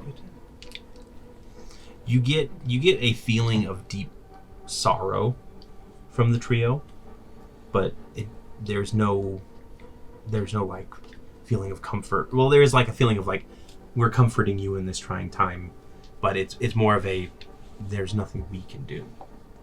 Okay, then I will say to Craggy, bring her back. You can have me. Okay. There's a little kind of tiny spark that hits your hand, and you feel like just this wave of the song, and it's not this kind of like melodious song that you've been hearing. It is this kind of menacing song, this kind of dark song that enters your mind for just a moment before it disappears, and then Craggy starts to shake, and you drop it to the ground. The spark causes your grip to loosen, and it hits the ground and it starts rolling, and as you see it kind of like starts folding in on itself until it becomes like that kind of shining ball of light that you've noticed before. Victor, you can clearly see it as if you are blind because this is Ald steel. The Ald in your bag starts glowing too. It's not going to change, but it starts reacting to the other Ald in the area, and then it just starts growing and shaping and twisting and forming until, with a flash of light, it clears, and Seredan, in all of her half-elf, half-dwarven glory, is standing in front of you. Like in the flesh? In the flesh. Like, am I naked? Yes, nothing but flesh. All of your equipment is in all that but That's true, flesh. that's Yep. true. Eve will just give her the hugest hug. Okay. Sari, actually, she kind of says, when you said you would do anything, what did you mean exactly? Actually, you didn't hear that part. Oh, come Yeah. on. You didn't hear that part. I don't think any of us, except for maybe like Hug and Cascas did. I believe I have. And the other dozen kobolds that don't speak common. I believe I have an extra cloak in my bag of holding, so I'll pull that out. I'll throw it around her, okay, and I'll just kind of. You still smell like wet the stones just before the rain as it begins to fall. Is it really you? Tell me something only you would know. You have a penchant for loose women. It's Sarah. This isn't Sarah at all. She doesn't know me not one bit. Sarah, Tells you some what's your random fact name? about like a Eve? childhood friend. You know, and you're like, I don't know if this is true or not, but okay. She would just hug Eve back and just be like, "Hi, Evie." What happened? What did they? What was this Craggy's doing? What did they say? I'm going to stop you because you don't really remember much. Okay. You know that you made a sacrifice, but you don't remember much beyond that. She says, well... Stop giving me that look. Oh, SHIT. She says, I think I died. Is that right? I seem to remember an explosion, and then everything gets a little fuzzy. But I'm naked, which is not a good sign unless it's a good sign. You look fantastic. I'm all naked and sticky. Did I miss something fun? Right? Eve has seen her naked before. It's not a big surprise. I was able to fit you in this. Is there any residue of ash left? Still in there? Mm-hmm. This was you. She kind of This grabs it. is She's you. like, doesn't look like me. What does it smell like? It smells like... If there is a theme to the Tales of Aneria, it is. What does it smell? It What does smells it smell like stones That's just our before the next rain. shirt. What does it smell like? She's like, Yeah, that is definitely a shirt that we need. smells like me. Well, that's very odd. I feel different. How so? Did you say Craggy was Gone. gone? Yes. Just gone. Yep, we're just going to say gone. And she just goes, I can't hear the choir anymore.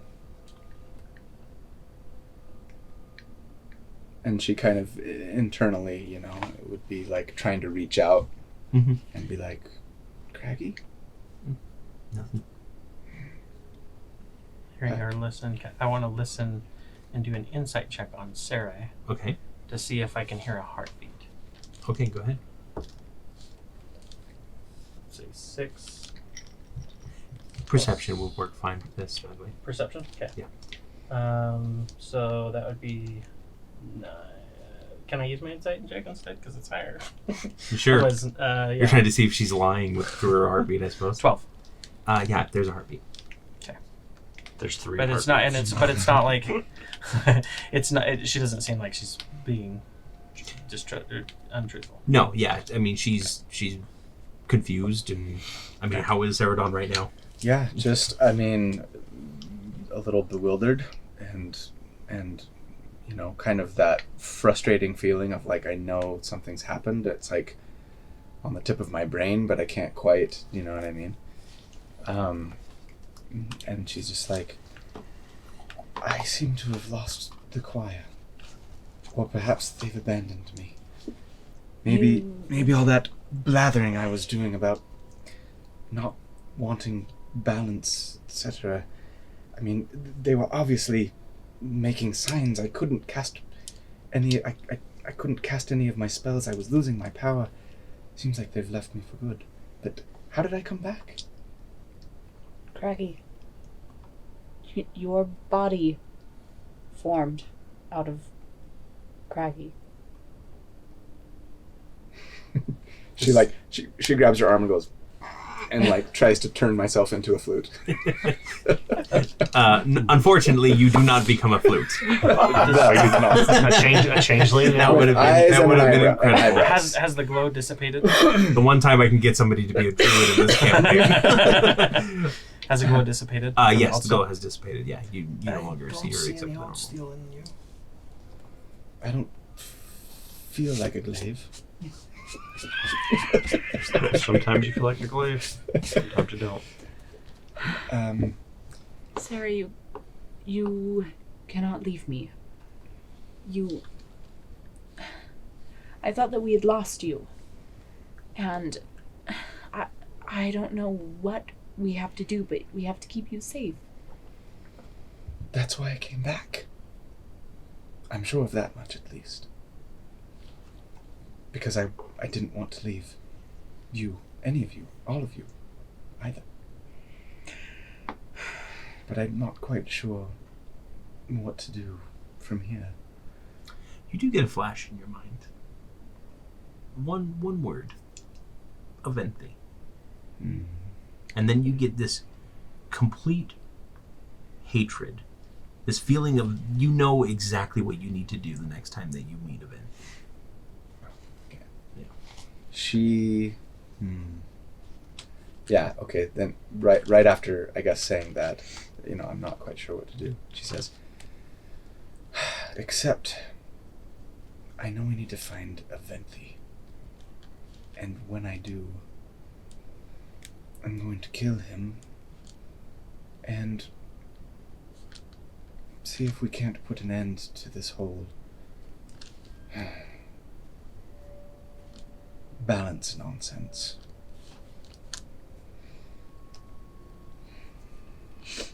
We'll find him. And we'll destroy him. Where do we start? We start next time. I think that's a good place to stop for the evening. So let's go ahead and talk about an experience here first. Because experience did happen. You guys experienced a lot tonight. Jeez Louise. So it's a total of... Let's see. What is everybody... What is the current experience at?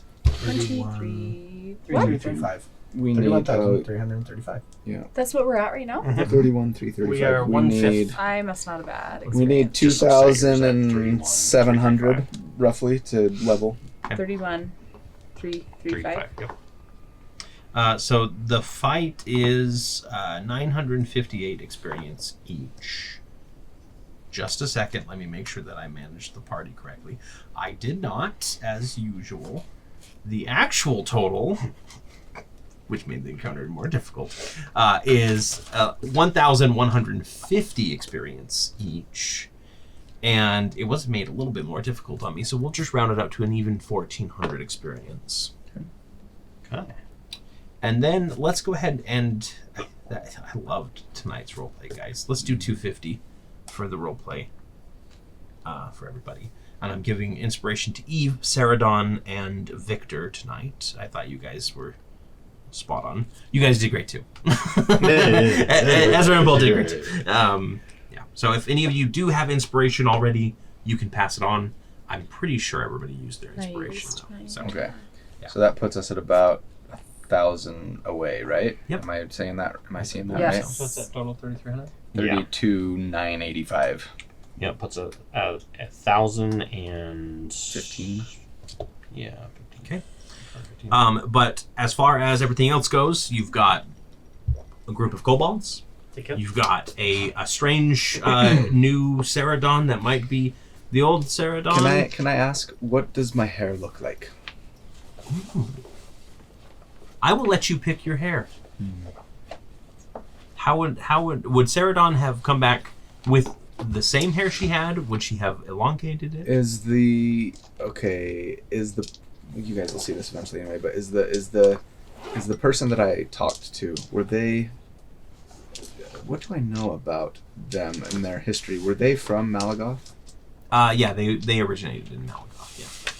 Probably like one of the foothills near Malagoth, importantly. Yeah, it's shaved. Okay. Shaved on the side again? Mm-hmm. Is it still like the long hair, or Yeah. is it like shaved on each side? No, with a spike no, up? Okay. it's as though she just got out of the barbershop in Malagoth City, and as a member of the Vanguard. All right then, starting over from scratch in that point. I was so almost past the ugly stage. But you also have a map now, so you can next time you guys can take a look at that And captain's know quarters, exactly. Yeah, we're gonna loot the ship. Oh yeah, absolutely. Shit. I call out the hug, and we tied off a couple ropes between them and set up a new plane. And we'll find out what else happens next time. thanks everybody for joining. Hit that like button if you like seeing people die. Comment if you don't, and subscribe for just anything. And join our Discord. Yeah. There's going to be a lot of fun discussion about Come this yell at episode, us there hopefully. about what you thought. Exactly, yeah. What you think of the turn of events tonight? And I know I'm going to have a stiff drink about it and a hard think about it. So good night, everyone, and we'll see you next time. Thanks, guys. Night.